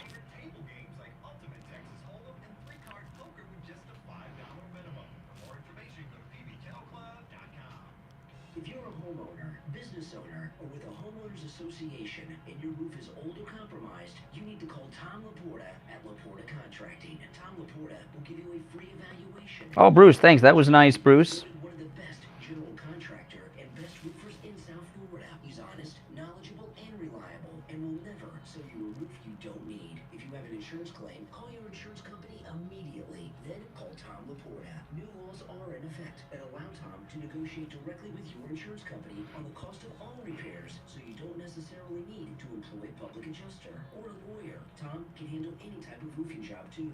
Residential roofing and repair, commercial roofs, schools, municipal buildings, office buildings, emergency repairs. If it's roofing, Tom Laporta can do it. Call Tom Laporta right now, 954-604-4602. 954-604-4602. And online, LaportaContracting.com. If you're suffering from burning, tingling, or numb feet, you need to pay special attention as we discuss neuropathy with Dr. Darren Listovsky, DC, owner of Pivotal Health and Wellness. Dr. Listovsky, what is neuropathy? Well, I didn't want to hit him with the Elon Musk thing. Freedom soup.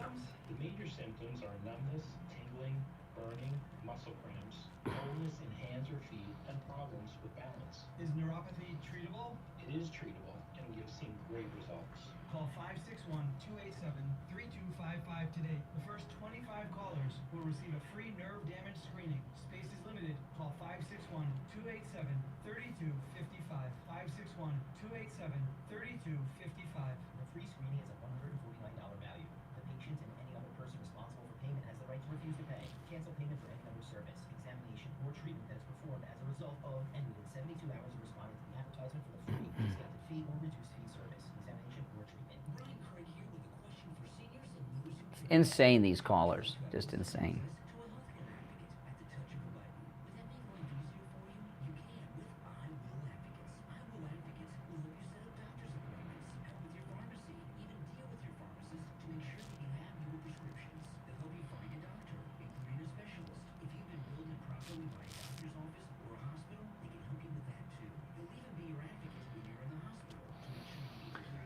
Oh, man. Great calls today, though. Not bad for a day before a major holiday. I think the offices are closed. I don't see any cars in the parking lot.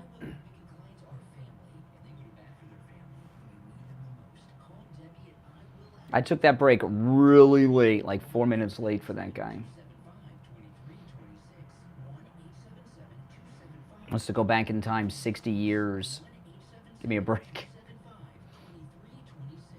I have diabetes. I'm at risk. Act like 60 years ago was today. I have asthma. I'm at risk too. If you're 19 or older with chronic conditions like asthma, diabetes, Exactly. COPD, or heart disease, or are 65 or older, you are at increased risk for pneumococcal pneumonia. Ask your doctor or pharmacist about Prevnar 20, pneumococcal 20-valent conjugate vaccine, a vaccine that can help protect you against pneumococcal pneumonia in just one dose. Even if you've already been vaccinated with other pneumonia vaccines, Prevnar 20 may help provide added protection. Prevnar 20 is approved for adults to help prevent infections from 20 strains of the bacteria that cause pneumococcal pneumonia. Continued approval may depend on a supportive study. Don't All right, we're coming back. have a severe allergic reaction to the vaccine or its ingredients. Adults with weakened immune systems may have a lower response to the vaccine.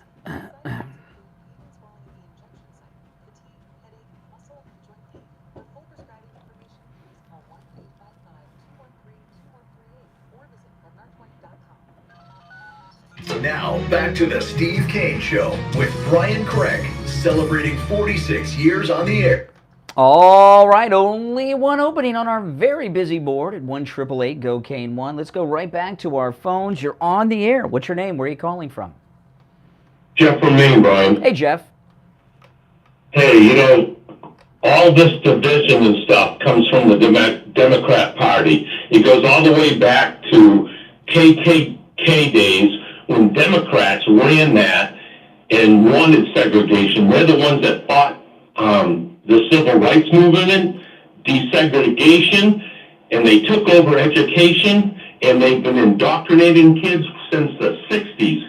And we are living right now the direct result of removing God and the Bible and prayer from school, and the Democrats keep getting more ungodly. And if it hadn't been for President Trump, we'd have never known how evil our... Well, you know, on this program today, we've heard, I think, from 4 African-American callers, 2 ladies who are MAGA and 2 guys who are Democrats. And all I hear is what a great country and everything else from our MAGA black callers. And then the 2 black Democrats want to tell us how racist this country is. And, you know, and this one guy wants to go back to in 1965. Well, that's like in the middle of the last century, right? I mean, we're in the second decade, really, I mean, maybe even third decade if you kind of count the ones, of the next century.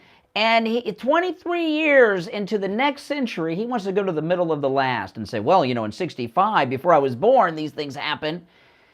Pathetic. And it's really sad. Call it, yeah.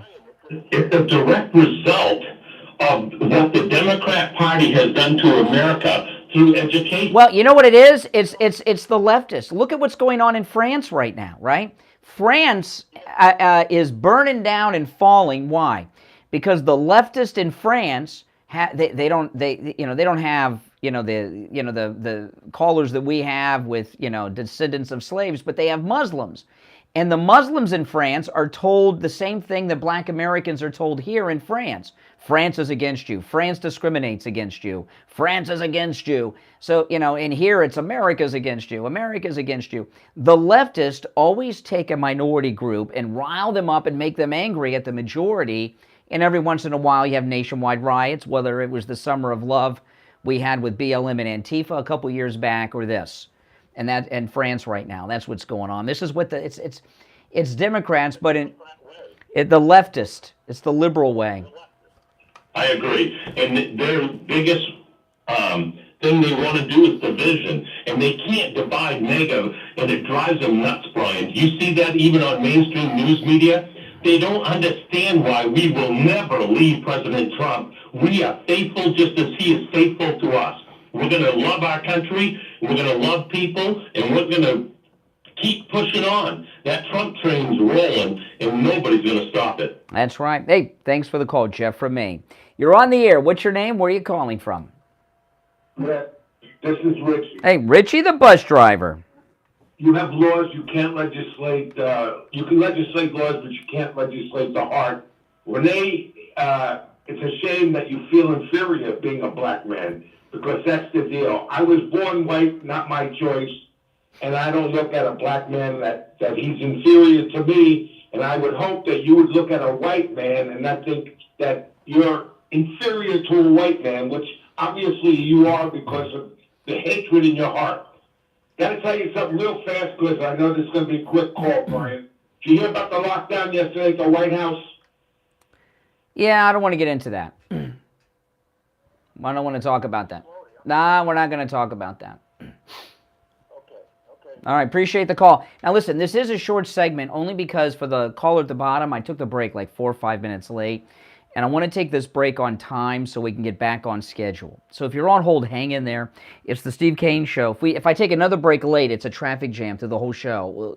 So let me take this break on time. My apologies for the short segment, but I thought that call was so good that it was worthy of going late on that break. It's the Steve Kane Show, Florida's longest running radio show, on the radio since 1977. I'm Brian Craig, back right after this. The cold, hard truth. Delivered morning 6 to 9 right here on The Steve Kane Show. You know, a good home security system has a bajillion parts. You got your motion sensors, glass break detectors, camera lenses, signal relays, but none of that really matters if you don't have one important piece, a human being. That's right, a real human being. When a Sloman's home security advisor visits a home, they get to know the people that live there. They listen and learn. That's how they come up with the best solution to keep you safe. Yeah, you can buy all those fancy gadgets yourself, but what good are they without the humans behind the technology? Sloman's believes in their people so much, they give you the technology for free. So, not only do you get a human security advisor, you get a customized home security system with professional installation when you use their low-cost central station monitoring. The system includes LED touchscreen pad, motion... If you're on hold, hang in there. ...alarm doors and backup battery. But most importantly, the people who stand behind it. So, call Sloman's at 1-833-283... Fox News has really gone over the... They've jumped the shark with their new poll. Wait till you hear this. Hey, good morning, Brian. It's Lisa, and my husband and I received our My Pillow 2.0 that we ordered with Kane the other day, the buy one get one free, and they're our first My Pillows, and we love them. We absolutely love them. They're just absolutely marvelous. Yeah, I'm so glad. I got slippers on the way too. Yeah, I think offices are closed today. There's no cars here in the parking lot for the office workers and all the offices in this building. Is today considered a holiday? Because of tomorrow being the 4th? I don't know. This is Steve Kane. I want to tell you about my favorite restaurant in all of South Florida, Wings Plus in Coral Springs. Wings just the way you like them. Wow. Tender and delicious, crispy on the outside, succulent on the inside. Everything homemade, nothing comes out of a can. Dozens of specialty sauces that will make your mouth water. Wings Plus, located in Coral Springs, a mile west of University on the south side of Sample Road. Just because you're getting older doesn't mean you have to feel older. This is Brian Craig, and I want to tell you about my anti-aging doctor, Dr. Mitch Matez at the Bio Station West Del Rey. I don't know. There's no car. There are no cars in the parking lot. We have a lot of offices in this building. None. Or the neighboring buildings. People are always looking for an excuse to take a day off. Pellet therapy completely stops and reverses all the signs and symptoms of menopause. Loose winks gone. Night sweats gone. I've met with Our traffic reporters are off. replacement pellet therapy with Dr. Matez, and when I first meet him, they're like Joe Biden, and no one wants to be like him. And then I meet him again after they began hormone replacement pellet therapy, and they have their energy back, just like Trump. They're standing up tall, and they feel years younger. Now, it's always a free consultation with Dr. Matez when you tell him you heard about him on the radio. 561-320-8893. 561-320-8893. We take on the social justice warriors for breakfast. Now the Steve Kane Show is on the air. All right, callers on hold, stand by. Our phone's very busy today. 1-888-GO-KANE-1 is our number. Fox News has a new poll where they've gotten desperate over at Fox News. I'll get to that in a bit. But, on Friday, I went over to Lighthouse Medical Center, where Steve Kane went for his neuropathy treatment. Many of you have. I went over to Lighthouse Medical Center and talked to them about some things. And, of course, Lighthouse Medical Center, they have a treatment for your neuropathy symptoms that works. They will rid you of your neuropathy. Yeah, that too. They'll rid you of your neuropathy symptoms with the amazing treatment they have that works. I've seen it work on Steve Kane, and I've talked to many of our listeners as well.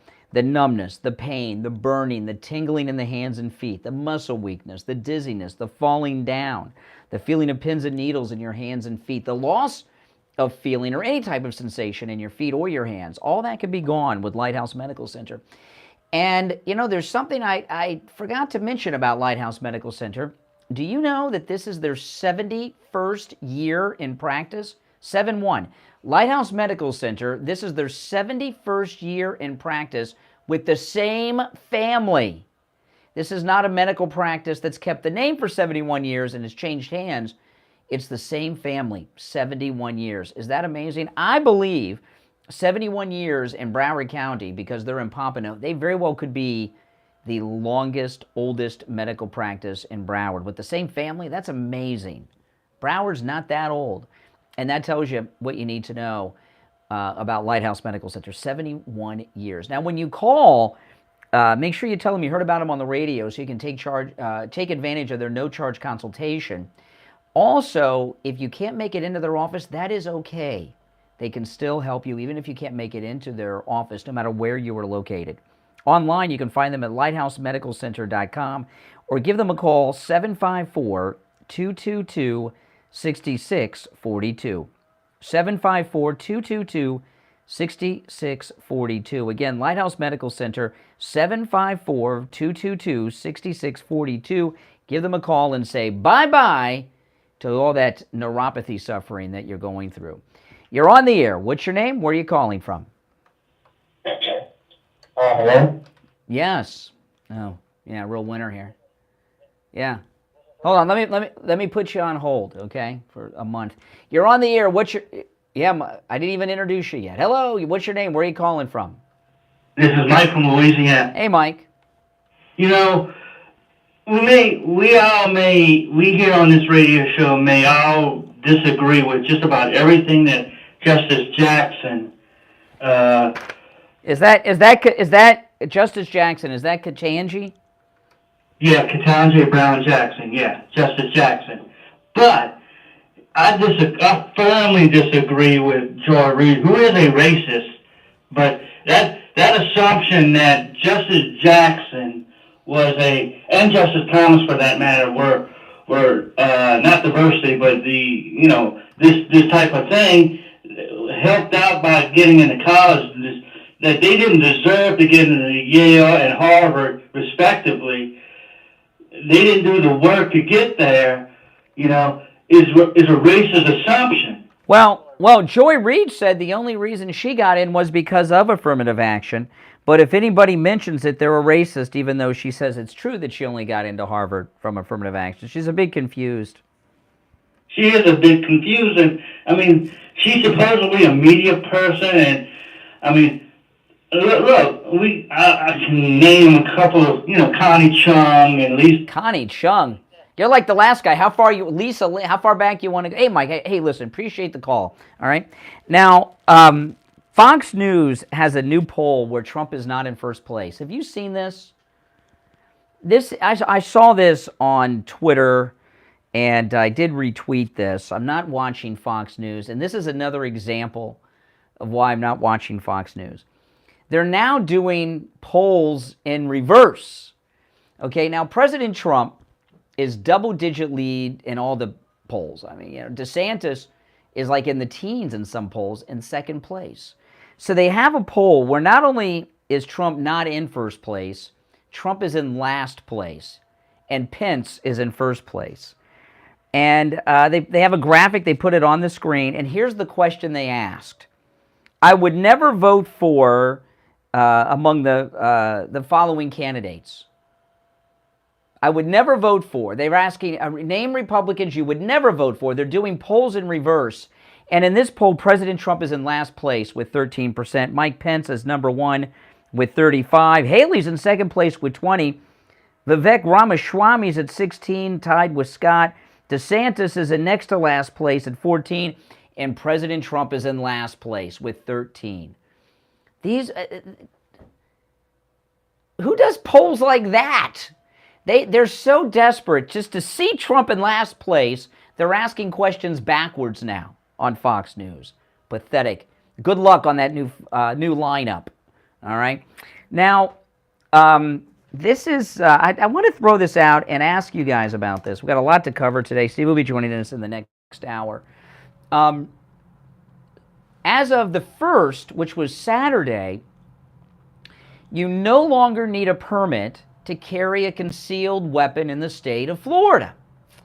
And I know it's a pretty cool thing. You no longer need a permit to carry a concealed weapon in Florida. And you know what I did over the weekend? I went out and bought a holster, And I've never carried a concealed weapon. I've taken the courses. I've done all that stuff. But I've never carried a concealed weapon. But now you don't have to have a permit. And I got a holster.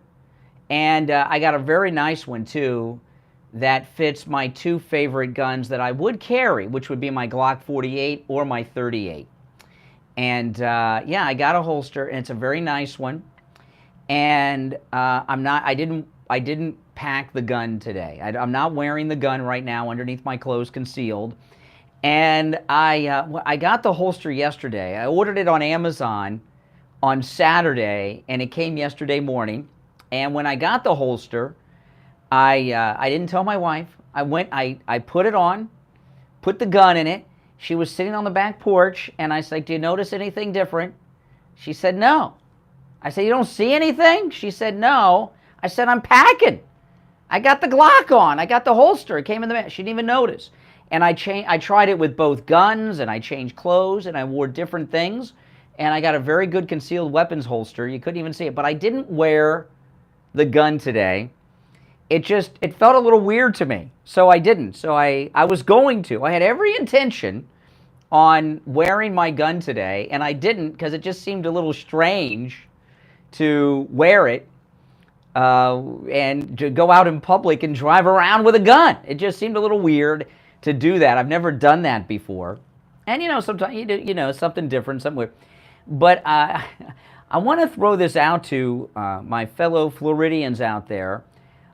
Are you going to start packing now, or are you carrying now? Now, there are restrictions, and you've got to be over 21, and you've got to be legally allowed to own a gun and buy a gun. There's all kinds of restrictions. But I don't know. I would think a lot of guys might feel like me, that may be a little uncomfortable walking around carrying the gun. It just seems a little weird. And the main time that I'm interested in carrying a gun is when I'm on my scooter, because I'm pretty vulnerable. I rode the Maga scooter 2.0 to the radio station one day last week, my Vespa, and I had to stop in kind of a shady area in Lake Worth. I had to stop in a shady area at this gas station. And I was on the phone, and and I realized very soon that I was kind of in a shady area, and a guy came up to me, tried to sell me weed. People asking me money. It was a little, I was a little nervous, and of course I had those guys who were going to steal my scooter on my old scooter a few months ago. So mainly the reason I want to carry the gun concealed is when I'm riding around on my scooter and I'm so vulnerable. But it just felt kind of weird to have it on, because you can't see it. It's concealed well, and pretty much anything I wear. I found one shirt of mine that it didn't work too well in, but every other shirt, I tried different ones, tried different outfits. I did a whole fashion show. And then my wife couldn't say. I looked in the mirror, and it's pretty. I got the perfect concealed carry holster, and I've got great concealed carry weapons. I didn't feel too comfortable carrying it today because it's so new. And even though people that follow news and politics are well aware of the new law, I don't know how widespread that is in the state. I don't know how widespread that is, but I will tell you, Ron DeSantis, I don't even know if he's been in Florida lately. I mean, I feel abandoned by Ron DeSantis. He's too busy running around the country undermining or attempting to undermine President Trump, and all of this. But there really has not been a very good messaging going on in the state about the unlicensed concealed carry law that we now have in Florida. You don't need a permit to carry your gun concealed anymore. You don't need that concealed weapons permit.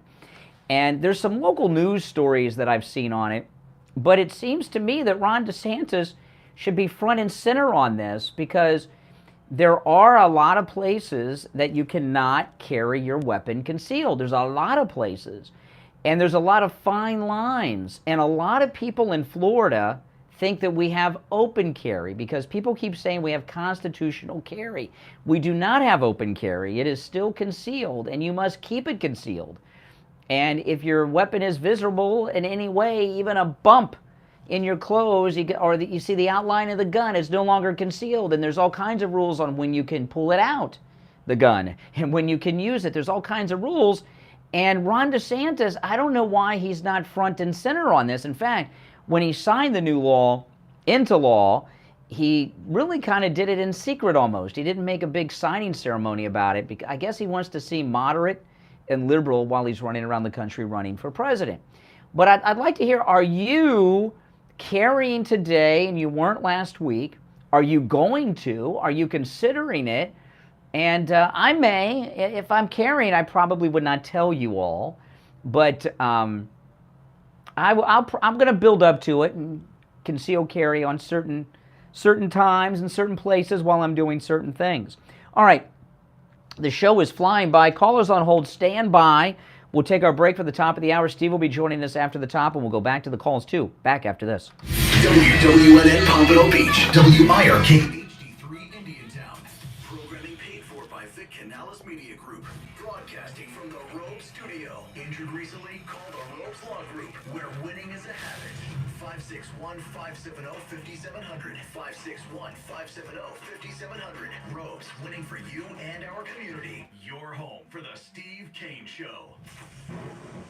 From the Palm Beach Patio Furniture Weather Center, where luxurious outdoor spaces are created, here's the oldies forecast. For the WPBO 25 First Warning Weather Center, this is meteorologist Brooke Silvering. We're looking at a very warm start this morning. Temperatures will heat up into the 90s this afternoon with a feels-like temperature of 100 degrees. A couple afternoon showers and storms will develop, mostly moving off to the west. Heading into the evening, we clear things out. Temperatures will stay warm in the 80s. Weather brought to you by Palm Beach Patio Furniture. Route 1 Seminole Plaza Shops, North Palm Beach.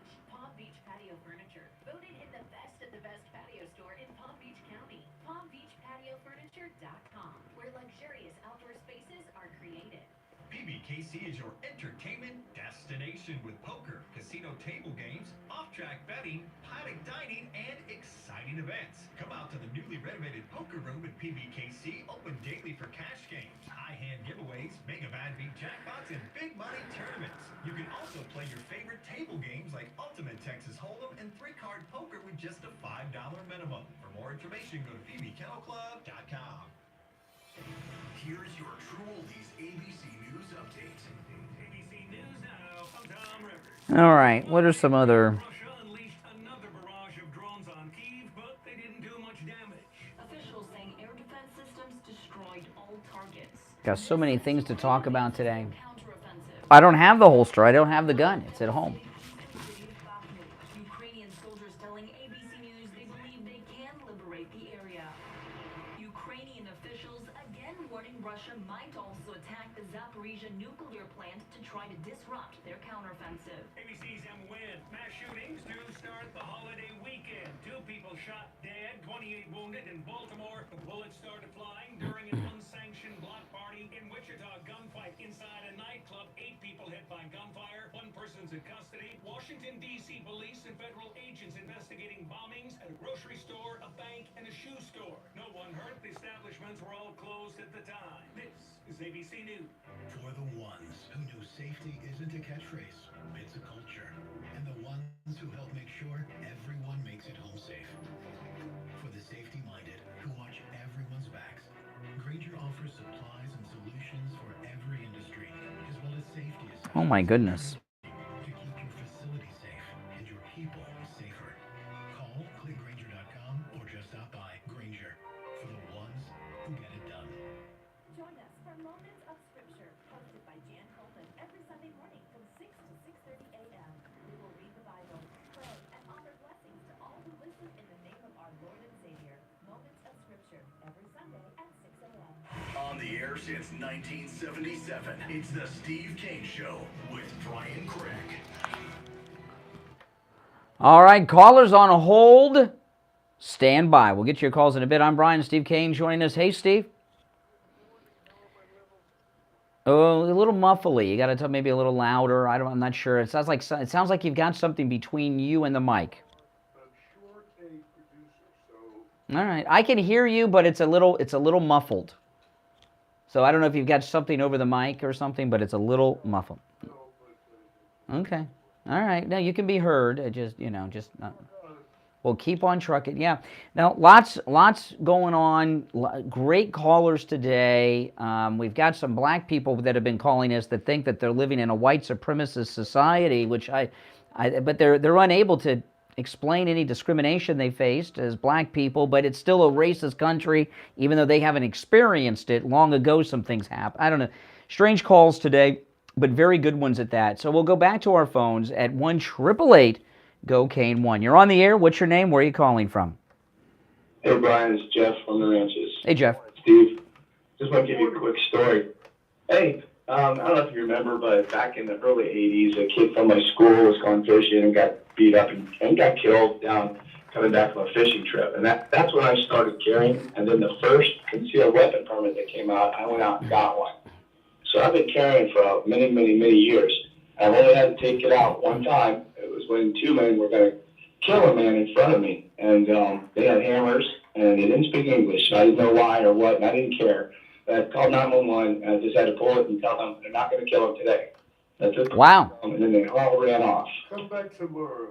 Well, you know, the reason I didn't carry today, this holster I have, I'll tell you, the holster that I got is, I'm not sure what kind of holster you call it, but it's like a band that goes around your whole stomach or waist, you know, which is pretty cool, and it's got spaces to put clips in, and it fits both my 38 and my Glock perfectly. The main reason I didn't wear it today is because the new law is so new. I'm not so sure all the police are even schooled on it. There's been such little publicity on the new concealed weapons law here in Florida that I'm just not so sure about carrying it quite yet. I don't want to be the first test case in the news of a guy that gets pulled over and the cop doesn't know about the new law. There's plenty of law enforcement in my family, and they've always told me, they said, just declare to him that you do have a concealed weapon permit. Yeah, but there's no permit now. I don't have a permit. You don't need a permit anymore. So I don't know that all the cops know that. I don't know how there's this new law has really been very little publicity on it. There's very little. So I'm waiting for. I would feel more comfortable after it was in the news for a while. To you know. If I wasn't carrying, I wasn't that used to it, I would say, yeah, I agree. I've just been carrying it for so many years, and you have to remember that you have to go to the range and make sure that you're comfortable with it, and you have to make sure that it stays clean. Yeah. And misfire. So that's true. Yeah, it's true. Exceptions and to carrying openly, believe it or not, and that's only if you're hunting or fishing out in the woods. That's the reason why. Yeah. It's an exception to open carry, which is pretty. Well, Ron DeSantis, and I find it odd that Ron DeSantis, when he signed this new concealed law, he did it on the down low. It was not a big televised signing ceremony, even though it was part of his platform when he ran for governor. And he hasn't done any victory laps since it's now the way it is. He's MIA. He knows that he doesn't have a chance again here. Well, you know how Lindsey Graham got booed in South Carolina over the weekend? They booed. He's the senator from South Carolina. He was at the Trump rally. He got booed. Trump mentioned his name, and they booed him again. If DeSantis had an event here in Florida, he'd get booed like that too. Yeah, I agree. I still know a lot of people. I still support them, and I'm educating people every day on all of the. What kind of gun do you carry? With your Glock. Which one? Which Glock? Yeah. The Glock 40. Yeah. All right.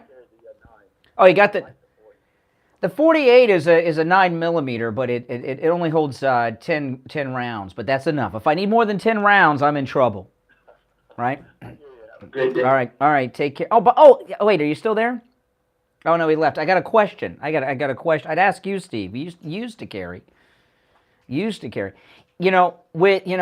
My 38. That's a revolver. That's no problem. When you're concealed carry with a semi-auto, do you carry with one in the chamber or not? What do people recommend? Do you carry with one in the chamber or not? And that's a very important. Yeah. Because if you don't have one in the chamber, you gotta, Okay. So I don't know. I'll throw that out to the audience. If you're those of you who conceal carry, Do you keep around in the chamber or not? Okay, all right. 888-465-2631. You're on the air. What's your name? Where are you calling from? Louise, the masked lady. Oh, hey. How are you this morning? Hi, very well, thank you. How are you folks? Excellent. Good. Now, I'm a little disturbed, even though I'm a supporter of the Second Amendment. I am disturbed by this no permit. What is the advantage of that? That scares me. Why are you scared? I mean, so that means what exactly when they say no permit? So this is not even on file that this person is carrying a gun? I don't understand. That's correct. Well, if you are allowed legally to buy and own a handgun, you can carry it concealed now in Florida. But if you're not legally able to own, possess, or buy a firearm, you cannot. Permit part, that's what I don't understand. Yeah, there's no permit needed now. No permit is needed. The only reason to get a permit now is if you have a concealed weapons permit, you get to skip the waiting period when you buy a gun. You can go to the gun show or a gun store and walk out with a gun. You know, if you don't have a permit, you still got the 3-day waiting period. But other than... You still need a background check? Well, if you buy a weapon, that's a federal law. If you go and buy a gun, you need a background check. Unless it's a private sale. Like if I were to sell Steve one of my guns, or he were to sell me one of his, or you were to buy a gun from me, there would be no background check. You only need a background check if you're buying from a licensed dealer, not from a private sale. I see. But I still don't know what the advantage of not having a permit. Well, because the Second Amendment to the United States Constitution allows us to have guns, and the permit, a lot of people don't like the permit because the government has a record of who has guns. I would rather have that. I'm not in favor of no permit. The permits I've taken a lot of permit courses, and a lot of them that I've taken are very advanced, and you learn a lot. You get a lot of information on both the law and the handling of guns, but many of them, they're pretty lame. They don't tell you anything. The permit is just a feel-good thing. I see. Okay, well, thanks for the question being asked. Yes. All right, take care. Yeah, see that's one of the reasons I'm a little uncomfortable carrying concealed right now, is people don't know what's going on, and I'm imagining there's going to be. You have to imagine that the authorities know. I don't know about that, and there's been such little publicity on this. I'm sure there's going to be some cases of things happening that are going to make it in the news over the next few weeks. And when some of those stories get out there and then everybody understands what the law is, I'll be more comfortable carrying. And I was so excited. I did this whole fashion show for my wife. I tried on like everything I would possibly wear. She couldn't see the gun. In one shirt, she could see the gun, but that was like a tight t-shirt. But she could not, with my concealed holster, she could not see the gun. And I tried my 2 pistols that I talk about all the time. I got a lot of other guns I never tell you guys about, but yeah. You're on the air. What's your name? Where are you calling from? Brian Carey, how you doing today, pal? Hey, Carey. Doing well. Good. Good. Hey, Steve, the holster you guys call the belly band? Yes, a belly band. That's what I got, a belly band. And it's very slimming looking. It helps in every way. And as far as your question, you always carry a live round chambered. Seconds count. If you have to rack a chamber around, your life could be over. You practice, and you always carry the gun, and you always look at the gun as loaded and ready to go. Yeah, I don't. Yeah. Let me ask you a question. What if you live in a household with young kids? When my kids were 7 years old, I took them shooting, and they learned how to shoot. And the first thing they were taught is when they see a gun, go the other way. Yeah, it's always loaded. Yeah. Yes. The thing that get kids hurt is. But kids are not as. Well, we're talking about when you're carrying, when you're concealed carry, should you keep one in the chamber? And you're saying yes. Yes. That's that we're taught to carry in law enforcement, you're not going to start loading your gun in a situation. Yeah, I mean, if you got a racket, that could take, sometimes it can be heavy, and yeah, I could see that. And a lot. Yeah, go ahead. Stressful situation, you're going to wind up shoot. The first round's going to go off. It's going to hit the ground anyway. A lot of people tell me though I shouldn't carry the 38. I should not carry a revolver. I should carry the Glock. Because the trigger's too heavy on the revolver. Stay with one. Mm-hmm. One. I hear that a lot too. Be it 9mm, 45, whatever you want to get, 40 mil, 40. But what do you think though? I mean, what are your thoughts on permitless concealed carry? Do you think that's a good or a bad thing? I don't like it. I don't like it. Why not? As a person that has concealed weapons permit, gives you a little more standing that you've been vetted. You're a normal person. I mean, down in Florida, everybody carries anyway. It's going to be worse. Well, my problem is like I said, I've owned guns since I was 12. Okay, so I'm very handy with the guns I have, and I'm very comfortable with guns. But a lot of times now we got a lot of new Florida people here, and people when they go out and the guns I have are the guns I'm comfortable with, the guns I like. When people move to Florida or they get their first gun, and they're an adult, they don't do it very responsibly. They get a gun because, well, Dirty Harry had the 44 mag, or Lethal Weapon, he had the Beretta, or it looks pretty. And they get guns that are too big, that they're not really qualified to be using, and that gets a little scary at the range. And I've been at the ranges more than once when I've gone to the range master or gone to the gun shop owner and say, hey, there's this guy out here with his hand cannon, he's going to shoot somebody. You got to go see this guy, And there was one time I was at the range with you, Steve, with your daughters, and we had this joker behind us with a loaded gun in his hand, standing behind us, watching us shoot. He had his finger near the trigger. I went and got the range master and said, look at this guy, So the permit, in most of the classes I've taken, you get a pretty good idea of what gun's best for you. And people going permitless that don't know about guns, that's a little scary to me. Yeah, what's the sense of carrying a 45 if you can't get a good How do you even conceal a 45? And if you've ever, a friend of mine had a 45, and every time I pulled the trigger, I got burned by the gunpowder. So much comes off of that, How do you even conceal that? It depends. Well, you can't. It depends on the gun itself. Like a Glock is a lighter gun.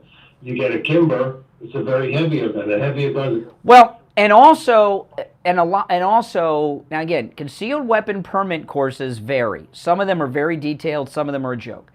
But people don't understand when you can and when you cannot take your weapon out. You just can't take your weapon out because you're pissed off at somebody, You can't threaten them. You can't scare them off and show you gun. Correct. You're going to go to jail. You're going to go to jail. Correct. You can't go to movies. You can't go to a bar. You can't go to sports. We're in the process of vetting a gun sponsor. We need a good gun sponsor. Yeah, we do. And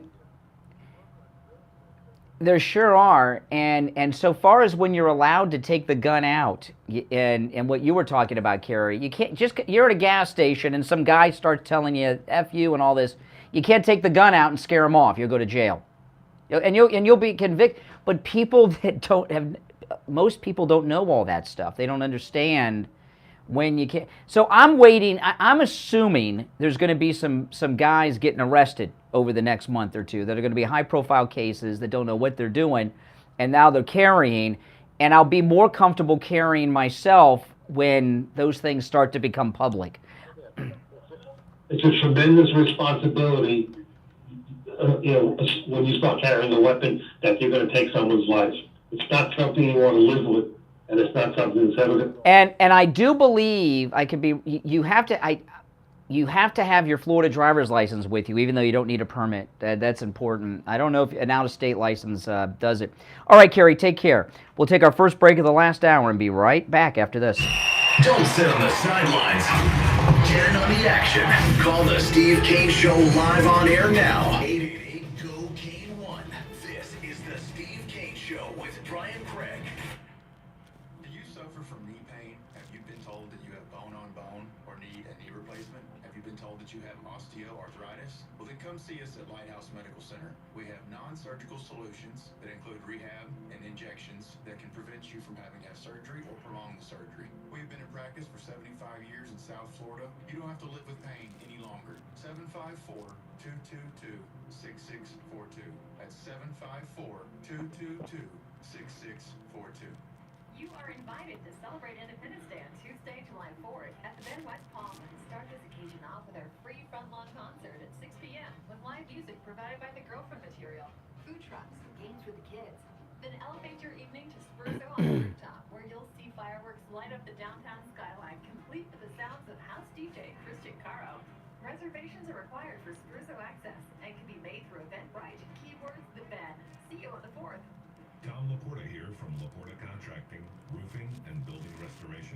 We have been in the roofing and construction industry for 40 years. We are originally from Connecticut, where our values and work ethic is second to none. We install all kinds of roofs, from asphalt shingle, clay and concrete tile, standing metal seam, slate tile, and flat roof systems. We work with homeowners, HOAs, commercial properties, and churches. We are state and licensed roofing and general contractors. At Laporta Contracting, family is what we are, and roofing and restoration is what we do. We help guide our customers to a successful outcome by constantly informing them every step of the way.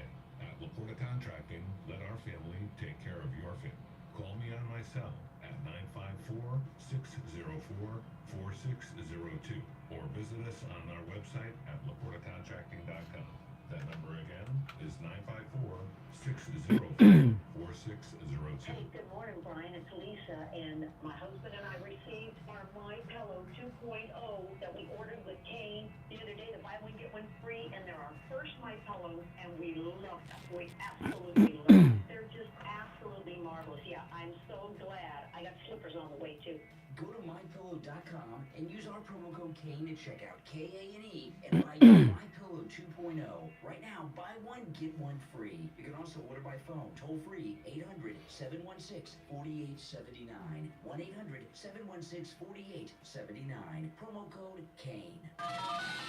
Now back to the Steve Kane Show with Brian Craig. Listen in the Palm Beaches on 95.9 FM, the Treasure Coast on 106.9 FM, Harrison Boca on 95.3 FM, Fort Lauderdale on 96.9 FM, and anywhere in the world at TrueFLA.com. All right, callers on hold, stand by. I want to talk about Wings Plus, the Sample Road location in Coral Springs.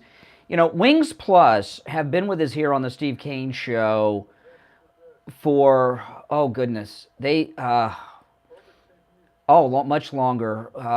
I remember election night in 2010, they catered our on-air parties. So they've been with us about 15 years, and I was eating at Wings Plus long before they were with us here on the Steve Kane Show. But 4th of July is tomorrow, and Wings Plus on Sample Road, I was eating there many years before they were a sponsor on the program.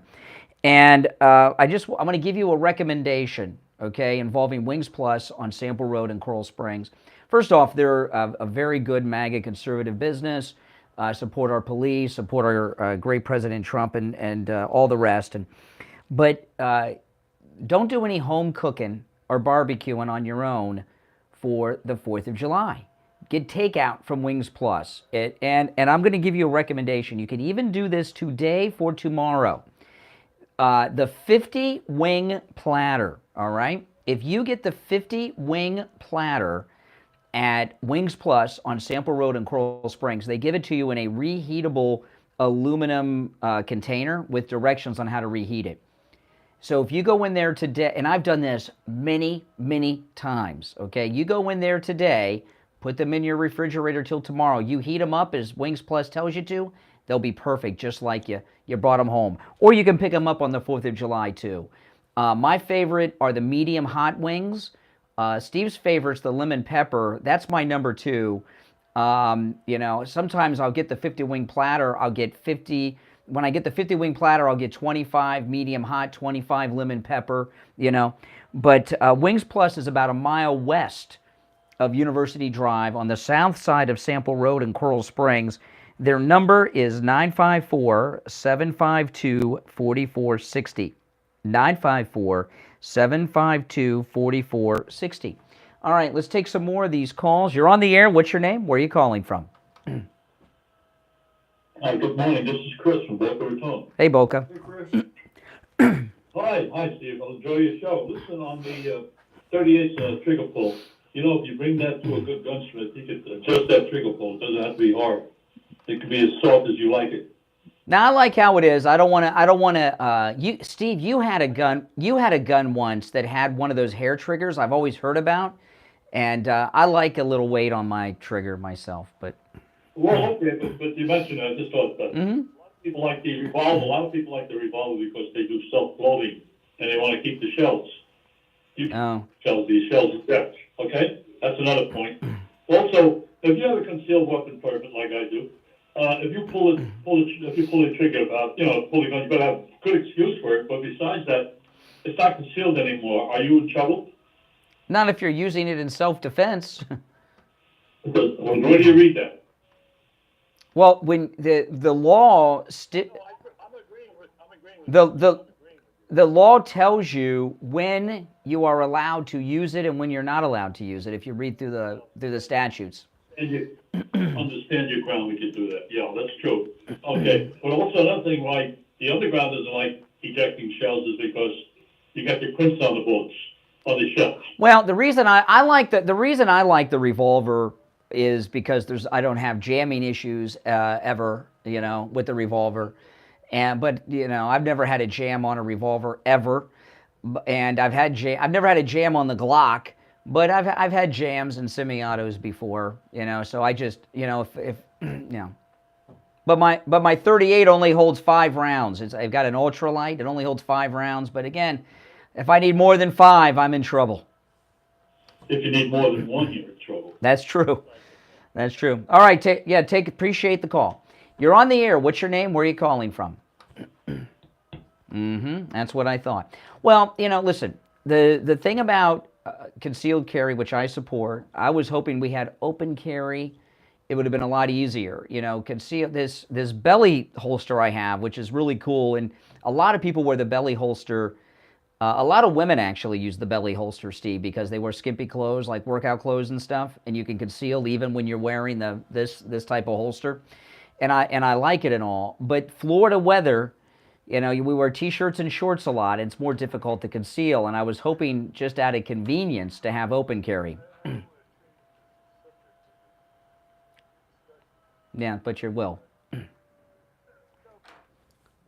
rumor floating around that I have noticed, just in case anyone wants to comment on it, that the prosecution against Donald Trump in this latest fiasco of a case that they're pursuing down here, that the prosecutors are looking to settle on this thing. Well, why would Trump want to settle with these scummy prosecutors? I'm only telling you I'm only throwing this out to tell you what the scuttlebutt is around. I don't know if anybody, I thought you might, you're right on the cutting edge of all this stuff. I know all about it. Well, listen, we're going to take our break for the bottom of the hour, and, well, okay. Are starting to Okay. If you're on hold, stand by. We'll take more of your calls after the break, and I'll talk about this thing that the prosecution's leaking out there, which really shows they're in a lot of trouble. But if you're on hold, hang in there. Our number toll-free, 1-888-GO-CANE, 1-888-465-2631. We'll be right back. Making morning radio great again. It's the Steve Kane Show with Brian Craig.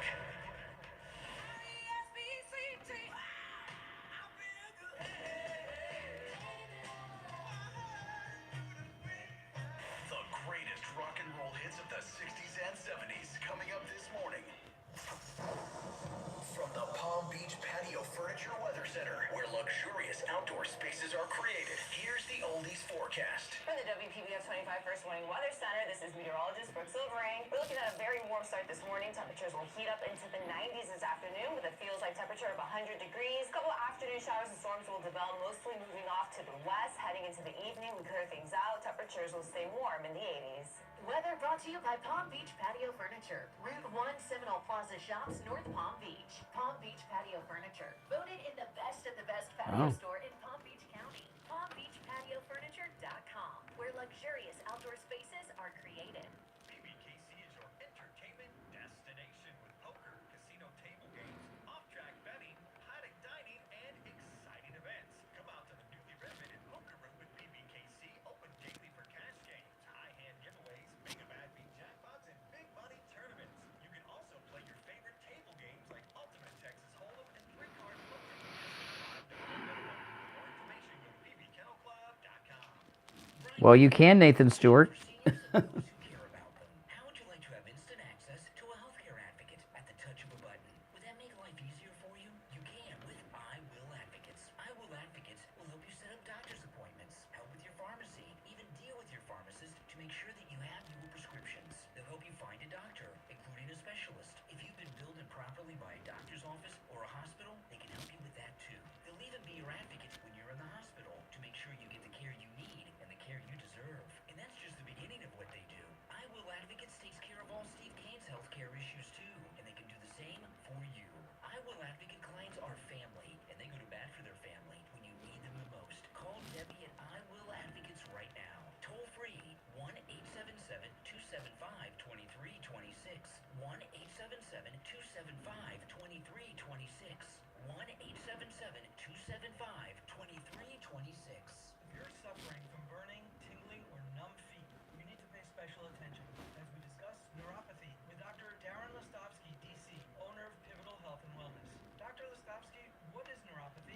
Peripheral neuropathy is actually nerve damage to the legs and feet. And what are the symptoms? Your symptoms are numbness, tingling, burning, muscle cramps, coldness, hands or feet, problems with balance. Is neuropathy treatable? It is treatable, and we have seen great results. Yeah, there's no cars out. This is a big office building we're in. It's a whole office complex.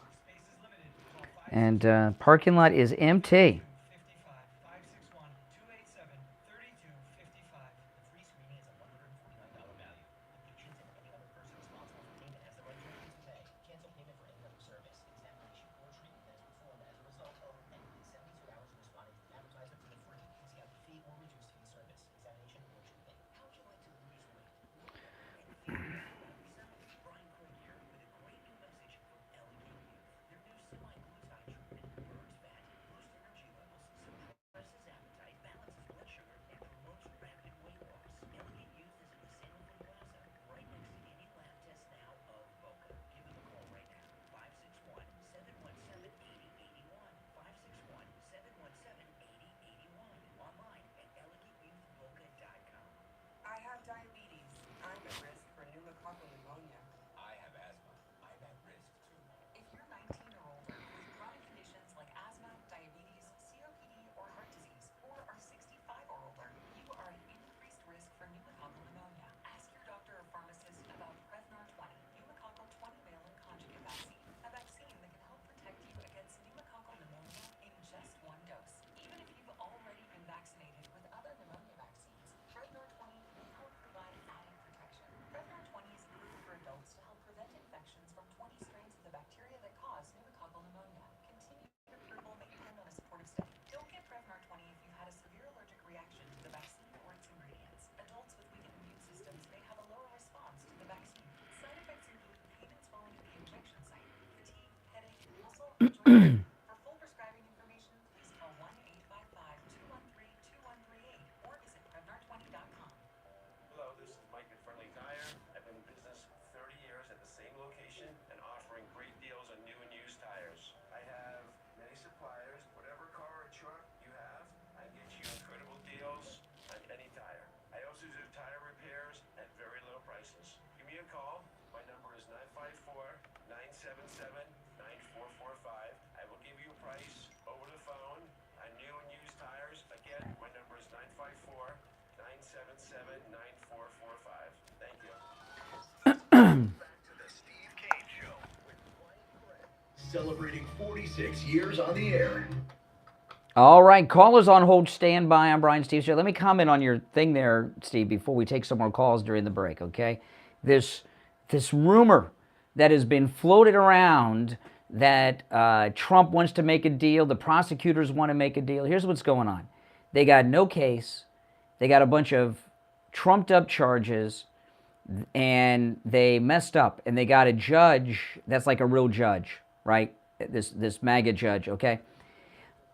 So, yeah, that might by mistake. And they put it in a venue where the jury pool, 71% went for Trump. And it's going to be, if it gets to the jury trial, and the judge could just toss it all out next month without the trial, but if it gets to a jury, it's going to be a jury of 12. You're not going to get 12 people to convict Donald Trump among a jury pool that's 71% MAGA. All right, they're in trouble. So they're trying to get Donald Trump to plead out so that they can say, well, we got something. They'll treat that as a conviction. But he's got it made. He did no wrong.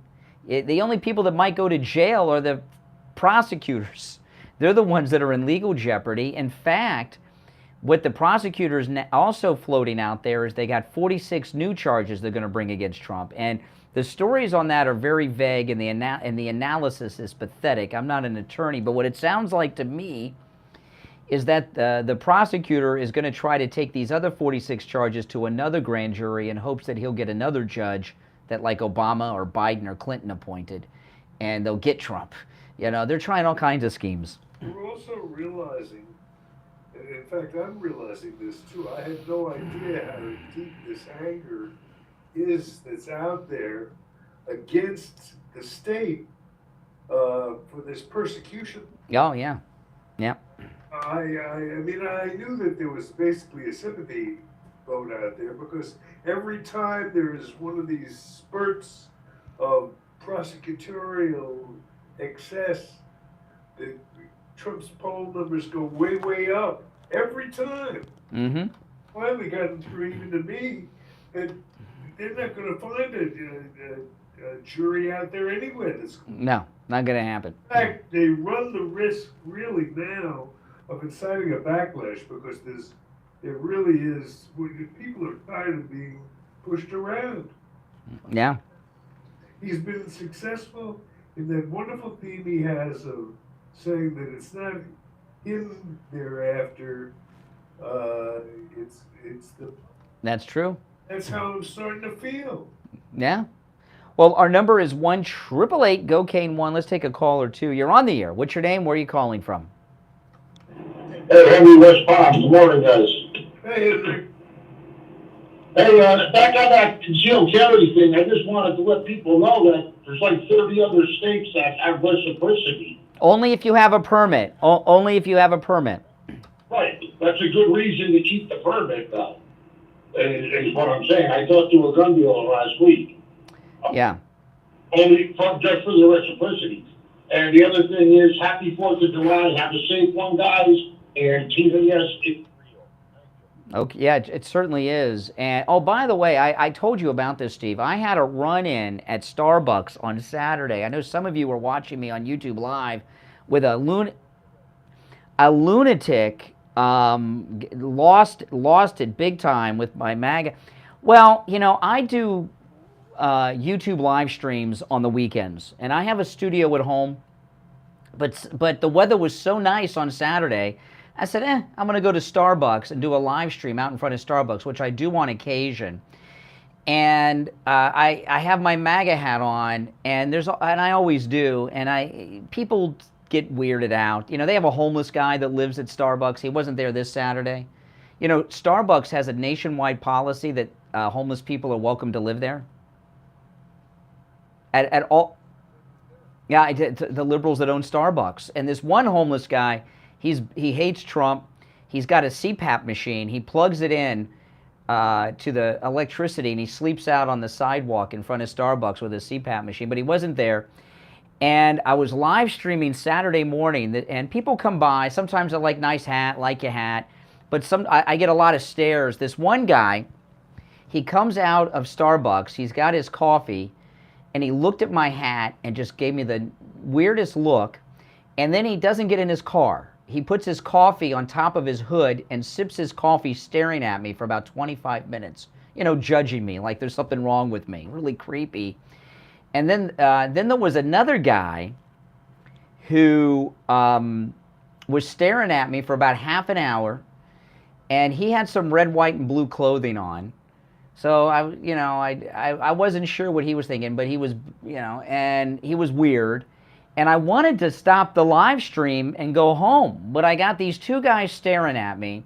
And sometimes what happens, because I've had this happen before, these with different people, they're staring at me, and as soon as I stop the live stream, they lay into me, right? They don't want any witnesses. So I kept the live stream going, hoping these two jokers would leave. And this one guy left after he was done staring at me, judging me for 30 minutes. He left in a huff, like there's something wrong with me, you know. The other guy engaged and started having conversations and was a mental patient. He started telling me that Ron DeSantis is not Ron DeSantis. Ron DeSantis is actually Adam Walsh, John Walsh's son. And he even took photographs out on his cell phone showing me that Adam Walsh had a defect on his left eyebrow that Ron DeSantis has as proof that Ron DeSantis is Adam Walsh. And that was just the beginning. And I'm like, oh my, and I got the live stream going. And of course, many people in this audience are watching. And he had some things, he had some decals and things on his car. And I saw them, you know, and I didn't think too much. So he goes back in Starbucks, and I'm like, okay, this is my chance to get out of here. And I had my scooter, but I kept the stream going because I wasn't sure, because the guy was really creeping me out. And I'm putting all my stuff away in my scooter, and he comes up to me and wants to show me the stuff on his car. So he starts to show me these. He's got on his back window, he has on one side is President Kennedy, and on the other side is President Trump.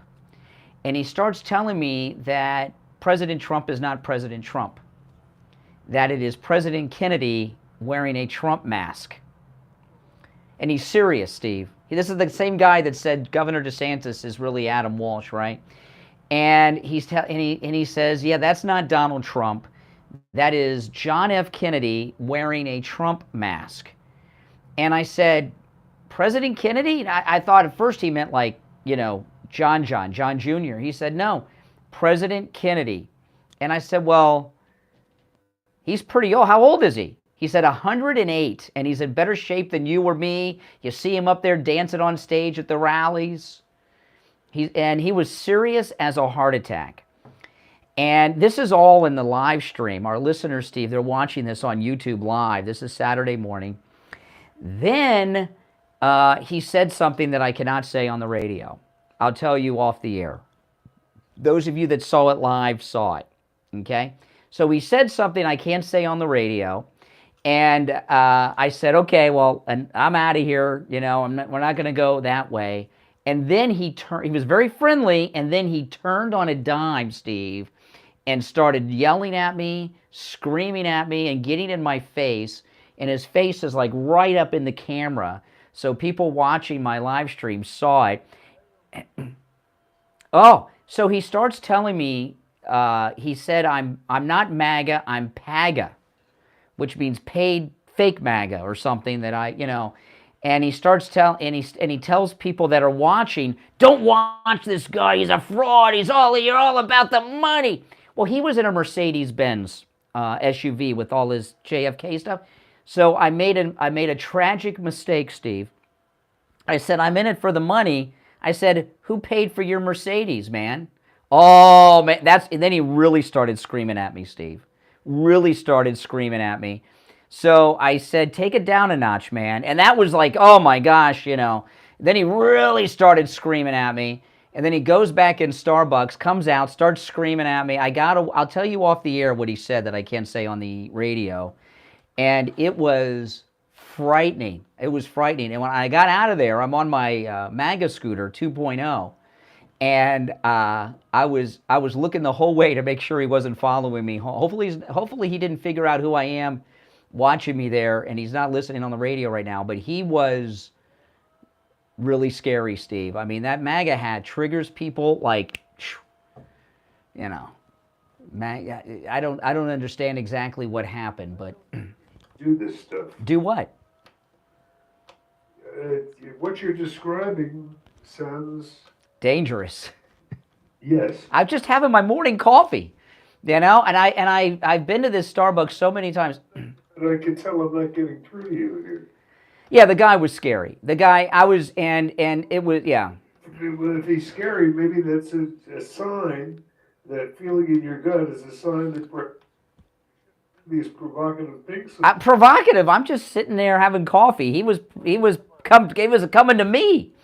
So because he was screaming at me in my face, and Saturday was the first day of no permit needed for concealed weapons, and I thought this guy's probably packing, and I was worried I might get shot, Steve. But quite honestly, it was a little concerning. But those of you that saw that feed, saw that live stream, if you share your thoughts, I mean, I played it cool. I mean, I didn't let the guy know I was worried or anything, but he was definitely triggered. And my daughter was watching. My daughter watches my live streams a lot, and she said I made a very big mistake when I asked him who paid for the Mercedes. He says, you don't ask a crazy person who paid for things. You know, those are trigger questions. I wasn't thinking. I was trying to escape, and he came up to me and was friendly and wouldn't let me leave, and I don't know, but I felt a certain protection. I felt a certain protection because I had 1,000 witnesses watching the live stream or so. So I figure, but it was a scary time. The MAGA hat triggers people. Listen, we'll take our last break and be right back. The cold, hard truth. Delivered morning 6 to 9. All right, and it's time to check in with William Youngerman from the offices of William Youngerman Incorporated with the Morning Gold and Precious Metals Report. William Youngerman, how are the metals looking today? Well, after a nice gain on Friday, gold was up $11.70 on Friday, closing out the week at $1,919.80. Silver gained 22 cents last Friday, closing at $22.75, while platinum was up $7 at $903. And palladium was up $2 at $1,202. This morning, we've seen gold trade in a range so far of $1,910 all the way up to $1,921. Right now, we're at $1,920 the ounce. That's up 20 cents. Silver up 15 cents at $22.90. Platinum unchanged at $903, and palladium down $2 at $1,200. So, suspect we're going to see a little quiet trading today. Long holiday, probably some people, a lot of traders taking off. Monday and Tuesday, so we'll see how things are. Closed today. We will be reopened on Wednesday. We're closed today. Okay, closed today, reopen on Wednesday. Okay, so you get that, guys. William Youngman will be closed today and tomorrow and reopen normal business hours on Wednesday for the rest of the week. William Youngman, let me ask you, when it comes to gold and silver investors, what percentage of someone's portfolio should be gold and what percentage should be silver? Question, because not everybody has the capacity to store silver, so it becomes a little bit of a problem depending on whether you have a place to store it and everything else. Other than that, we like to see at least the portfolio in precious metals, at least 80% of it in gold and 20% in silver. Yeah, but, 80-20 in favor of gold. Yeah. Times we do increase those, we do change those numbers, so that can fluctuate with where the markets are in those two commodities. Also, silver's trading up pretty high, then I would reverse that in gold. Yeah, and I know a lot of people say, well, I'm into silver mostly because of the, I can get more of it for my money, right? Because I don't, with fractional gold, there is gold in everyone's budget, right, William Youngman? Yeah, absolutely. So again, William Youngerman closed today, closed on the 4th, but open for the rest of the week, normal business hours starting on Wednesday. The address, 150 East Palmetto Park Road in Boca, on the first floor of the Bank of America building, just east of US 1 Federal Highway on the south side of Palmetto Park Road. Online at williamyoungerman.com, or give them a call toll-free, 1-800-327-5010. 1-800-327-5010. All right, William Youngerman, have a happy 4th of July. Yes, you too. All right, back after this. Justice Warriors for breakfast. Now the Steve Kane Show is on the... All right, welcome back. Now, I think it was the beginning of last week, or it might have been the end of the week before, but it was either... I know I talked about this on the air. The days blend, Steve. I tell you, I'm getting like Biden. But recently, the police came to my house, and they were asking if they could take a look at some of the footage on that camera I have on the front of my house, you know. And of course, I'm talking about Sloman's. And of course, what did I say to the police officer? Absolutely. And they even gave me the times, the hours in which they were looking for footage. There had been a crime in my neighborhood, and they wanted to know if my camera had captured it. And I'm not going to answer that question on the air. But it's a pretty cool thing, Steve, and especially when you can just go through, and anytime there's motion. You know, I went through it, and I was surprised how many stray cats are in my neighborhood, because I saw a lot of them. But we did capture some things. But listen, guys, call Sloman's and talk to them. And Sloman's has something that is very unusual in this day and age with the internet. They actually have a real person who's a home security advisor who comes to your home, meets with you, and looks over your property to find out what you need to secure you and your home. And they're experts in this, okay? And that is so unusual in this day and age. People go online, they order all this stuff, and I don't know what I'm doing. You don't know what you're doing. You want to be, what's the point of a home security system if you don't have a security expert installing it to make sure it's set up properly, it works, and that the cameras capture everything you need them to capture, okay? I'm not going to get into details about that, but all those fancy gadgets, I'm pretty tech savvy. I'm not going to depend on myself to hook up a security system. But, not only with Sloman's do you get a real-life security advisor, you get a customized home security system with professional installation for free when you use their low-cost central station monitoring, which includes an LED touchscreen pad, a motion detector, which is amazing. They just told me the times. They said between this and this. So I just went and, the motion detector works at that time. So we knew right away if we had it and what we got, if we got anything. I'm not revealing anything. Includes 3 arm doors and a backup battery. Give them a call, 1-833-283-5050. 833-283-5050. That's 833-283-5050. All right, our number 1-888-GO-CANE-1. Steve, I'll tell you, that rally that Trump had in South Carolina, I know I say this after every rally. That was his best speech ever and best rally ever. You know that the population of Pickens, South Carolina, increased 10 times during that rally. So many people showed up, it was 10 times the population of the town. And South Carolina is an important primary state. It always is considered one of the biggest ones, and it is an important primary state. But that rally was much different than a rally he's done maybe ever. And I don't mean the speech. The way they did it, Steve, Trump, his campaign this time around is different. It's being run in a different way. And he's been going to a lot of small venues and small places. You see him go into these. He was in Philadelphia. He went in and got a cheesesteak, right? He's shaking hands with as many primary voters as he possibly can. But this one in what was it? What was the name of the town? Starts with a P. Pickens, South Carolina. Was it Pickens?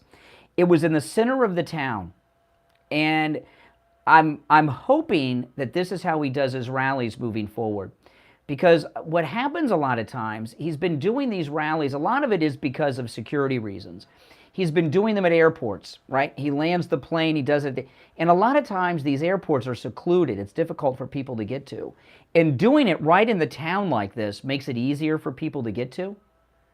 And it was convenient for people. But we got a call from a lady, Barbara in Baltimore, who went to the Pickens, South Carolina rally.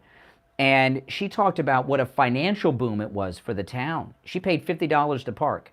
And some guy's field, and it was $50 a per. So people made a lot. Trump brought in, I don't know, he may have brought in a few $1 million, Steve, into that town, that small little town in South Carolina, just because of the rally. But it was an amazing thing. It was exciting. And the turnout, they're estimating about 70,000 people. I mean, it just goes from one huge appearance to the other, and people, even people who, some people who are pro-Trump, as I am, they tend not to realize the, I don't know, the humongous momentum that is. Oh, you know, Steve, Trump came down the escalator 8 years ago, and anytime he has an event, it's a full house, thousands are showing up, and I don't think there has even been a musical act who's been on nonstop U.S. tour for 8 years, who without notice, in many of these instances, can have turnouts this large. I mean, even if you went back to the Beatles. No, I don't think the Beatles toured for 8 years. And, you know, but not many, there are musical acts that tour for 30 or 40 years, but what I'm talking about is a musical act on concert across the United States without notice, coming to communities and having filled arenas for 8 years. That is unheard of. Unheard of. And he's been able to do that. And the entire Trump presidency and campaigning is the most historical grassroots campaigning in the history of probably the world, not just the United States. There has never been a popular, beloved man like this that's been a world leader that's been able to turn people out like this for 8 years. It's just never happened, and getting more and more popular each and every day. Nothing like this has ever happened, and there'll be no one like Trump ever again. Well, you know, after a second term, we'll have another MAGA person, and the rally will become a thing forever, but there's never going to be something like this. And when I was watching the rally in South Carolina and Trump Force One flew over, the crowd went nuts. And, you know, President Trump, he changed up what he was doing in the middle of that rally. It was an interesting thing. Lindsey Graham was one of the early speakers and got booed like you've never seen. And that's pretty bad because that's his state, South Carolina. And I know President Trump didn't see it live because I was listening to a reporter who said that he was doing photos while that was happening and he missed it live. But they told him about it. And when he came out in his speech and he started naming off all the officials that were there, he mentioned Lindsey Graham, and the boos started again. And he didn't say much, and then he mentioned it one more time later, and the boos really came out. When President Trump said Lindsey Graham, they started booing again, and then Trump is did a direct change-up of what he was going to do to respond to the people. He said, listen, he says, whenever you need a liberal vote, Lindsey's there. So I was like, whoa, you know, whoa. But, you know, we've never had someone who cares what the people think like Trump does. One of a kind, there's no doubt of that. Now, Ron DeSantis became a millionaire last week for the first time with his book sales. 1.25 million, and I think that's a big racket. Now, I know I bought the book because I wanted to read it to talk to you guys about it. I couldn't get to page 90. I got to like page 86, 88, and I was disgusted. I threw it away at the gas station garbage can. But does anyone out there really believe enough individuals organically bought the DeSantis book to make him a millionaire? Come on. That's bulk buying of donors and Bush connection, Koch brother type people that did these bulk sales. just to give them a little taste. Look, you're now worth 1.25 million. You keep playing ball, see, you'll be worth 5. They gave him just a little taste. But that's a fake bestseller, people. There's no way. I mean, think about it. If you're MAGA, if you're a Republican, not just MAGA, if you're a Republican, call me if you bought that book. Call me if you bought that book. I bought it and threw it away, but I don't think enough people really bought it to read it to make him a million. That's just me. I could be wrong about that, but I think it's fake sales that donors made. This is how they pay them off, Steve. That's why they all got books. They buy the books, make them rich, and then, oh yeah, book sales, those aren't payoffs from donors. That's just book sales. Yeah, that one donor bought it to give to all his employees, those 10,000 copies, but hey, it's book sales. That's how the Washington insiders do it, and it shows you that he's in politics to get rich, unlike President Trump, who loses money being in politics. All right, listen, that's all the time we have for today, but we will be back tomorrow. I'm Brian Craig. Steve Kane, of course, is here, and we got a lot of stuff. I didn't even get to my show prep today. I just touched on a couple of topics. Yeah, I just touched on a couple of things today, but a lot of news has been breaking. You're listening to The Steve Kane Show, Florida's longest-running radio show on the radio since 1977, celebrating 46 years on the radio this year. My name is Brian Craig, always joined by Steve Kane. God bless America, and God bless Donald Trump. WWNN Pompano Beach, WIRK HD3. All right, guys, I got to run. I'll see you later.